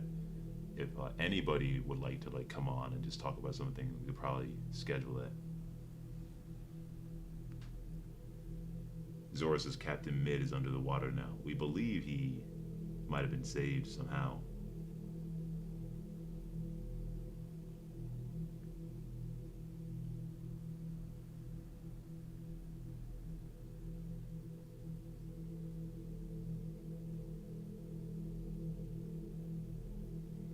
That's a good point, Zoro. A change of heart. It seems like the betrayal of Lily is somehow personal to Imu, because that's the most we've seen Imu talk the entire story. You know, some people will say to you, who hurt you? Right? Some people will say to you, who hurt you? And stuff. We gotta ask that question of Imu. Somebody hurt Imu badly to have Imu snap this way and do all this crazy stuff to the world. I've always said that asking this question, what is such and such person's dream, is very important to the story of One Piece, where dreams are imperative. And so finding out what Imu's dream is, I think, is just as important as uncovering what Blackbeard's dream is.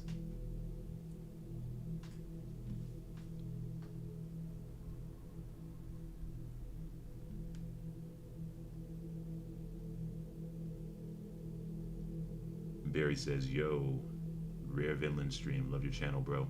Thank you, Barry. Grizzly Stormborn says, it's put me to sleep so many nights. Yeah, I might do some late night streams, and then for those of you that do like a good bedtime story, maybe I'll just read something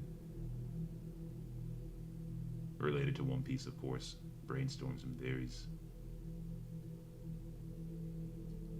Tayana Brown, love your channel, bro. I always wonder how many women or girls I have watching my YouTube videos. Most of us content creators, I think, have a disproportionately male audience. So it's always good, like I said before, to see different opinions from different people, or opinions generally from different people. Desmond the Dwarf says, again, wanted to say good night. Thanks for shout out. Love your content. Banger stream. And definitely check out XA. I can't pronounce it, so I'll just spell it XANTH. You're missing out on this. Yeah, I'm gonna check it out. Maybe when I go on, I'm on the treadmill already earlier. Maybe when I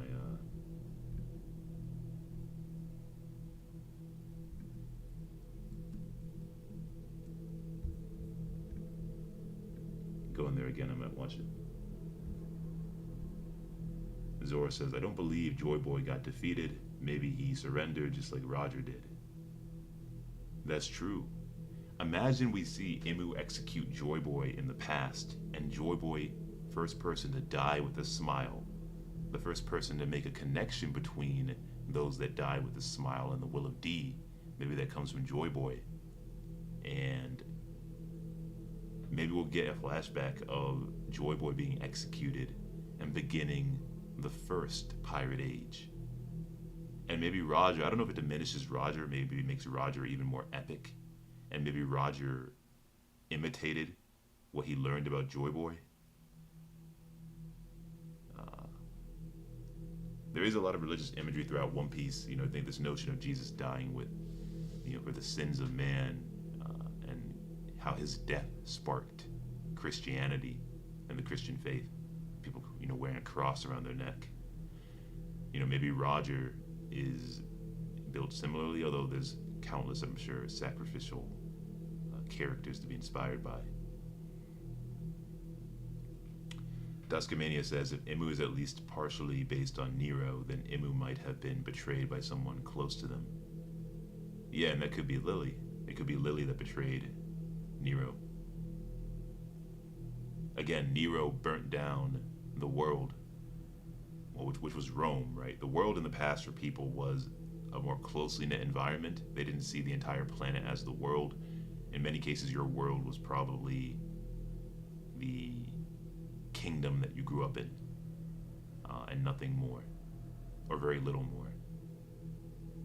And so, yeah, Nero burning down Rome is kind of like burning down the world. And then on top of that, he rebuilt it. For those of you that just joined now, put on the screen briefly, this is what we found. I really like the part of playing the fiddle while it burned, because that's demonic. That's definitely the sort of energy an evil final boss major villain should have. Barry says, this is speculative, but I think Immu was probably a victim to Blackbeard's Devil user in the Void Century. And I think Blackbeard's Devil Fruit, or Joyboy's Devil Fruit, was part of an ancient cyclical conflict between them. Yeah, I do. I think that Blackbeard, Joyboy, and Immu were all fighting one another. And then Barry says, and Immu decided to take matters into his own hands because he probably felt betrayed by Joyboy, who was Immu's symbol of hope, who couldn't save him. That's a great idea.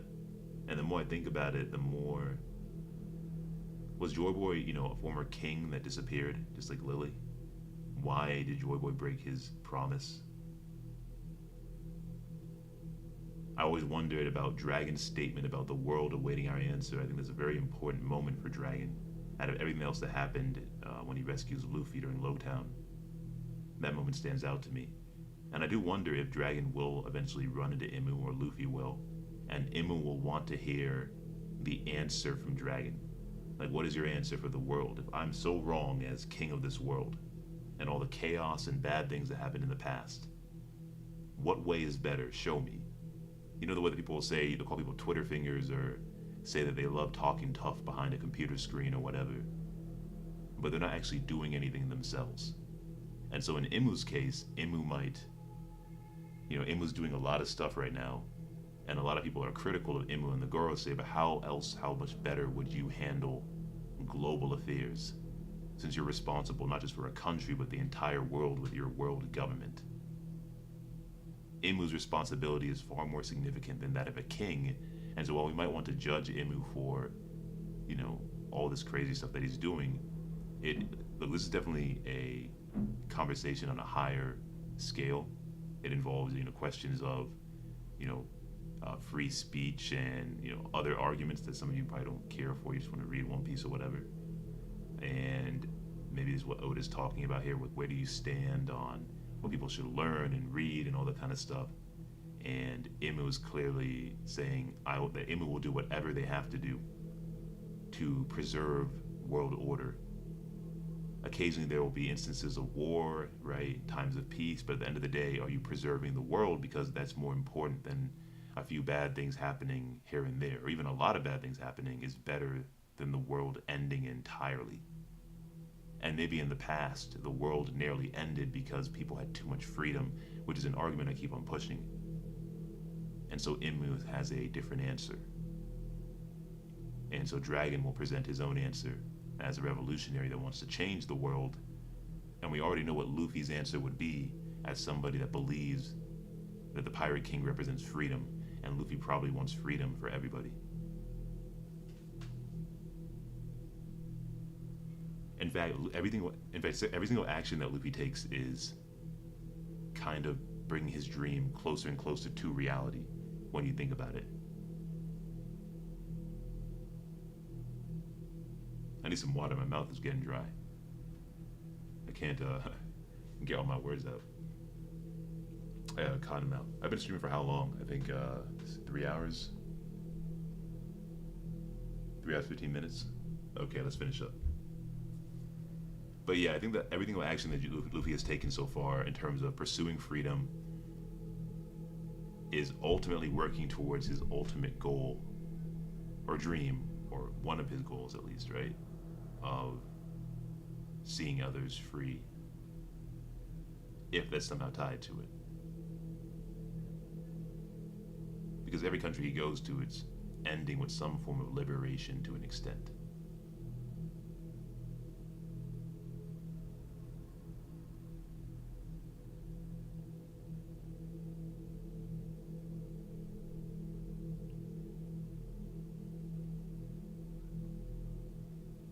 So Zoro, this is gonna be the last comment I respond to, but I think in terms of Imu being a saint, it was confirmed during the spoiler that Imu is a saint from the Nerona family. Imu Nerona, which would make Imu King Imu Nerona, or if that's how you say it, like King Nero, right? Or Roman Emperor Nero. And so Imu might be the Emperor Nero. Yeah, my neighbors are yelling right now, so this is a good time probably to end the stream. Last comment from Grizzly. From a viewpoint of a shonen anime, we start low power level with Luffy fighting the useless Marines and Big Bad Captain. At the end of the story, we're talking about gods. Yeah, it shows you when I would love. I was just gonna make a video on it. Taking Luffy from the beginning of the story, and then imagine him. The same way that Luffy showed up to Marineford to challenge the admirals, and he was clearly outmatched. Imagine Luffy falling from the sky, pre-time skip Luffy, chapter 1, when he's just starting his journey. That whirlpool that swallows him, and he ends up in the sky somehow in a twister, falling over Merijawa. And then he lands before the Gorosei and Imu instead of Sabo. Right, I just came up with that in my head just now. And now here is Luffy in some goofy concoction in hell, as Sabo describes it, in front of Imu and the Gorosei, totally outmatched.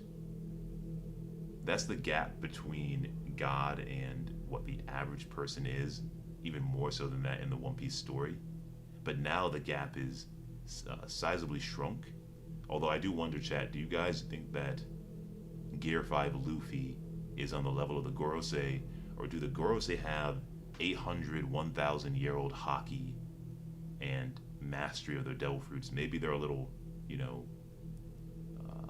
what's the word for it, dry. They haven't used their abilities in a while, or maybe they do practice from time to time. So,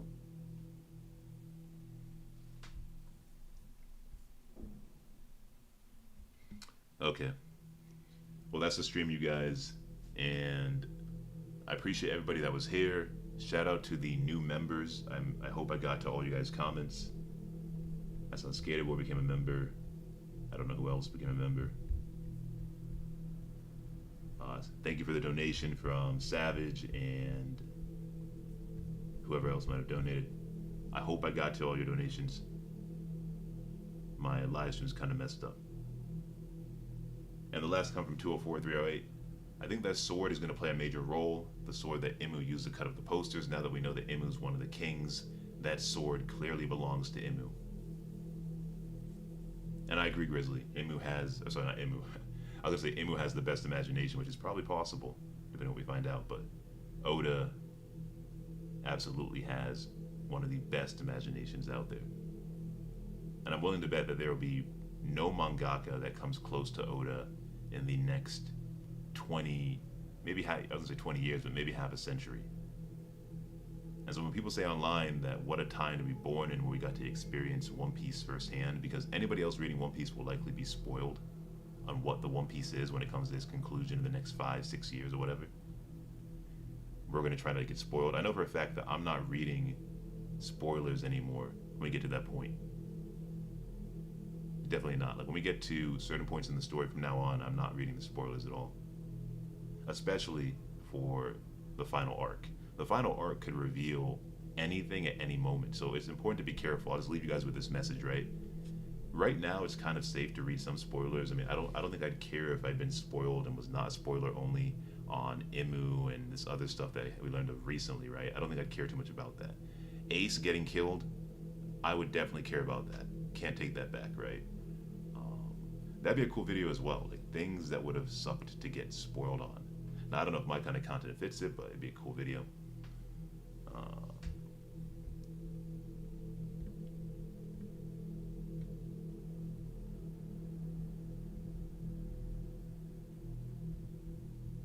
Let's see.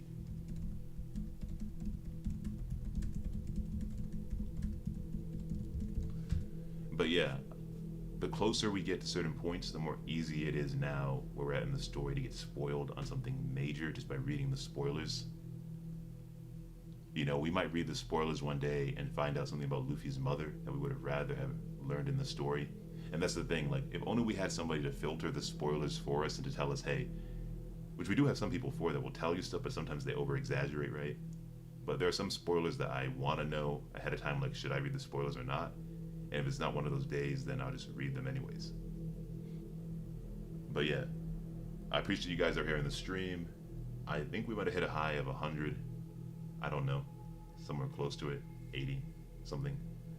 Maybe the same as last time, but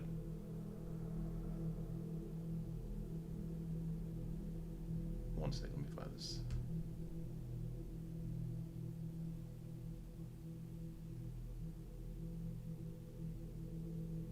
But yeah, it's been real. I'll catch you guys maybe after the chapter. I might stream again. Until next time.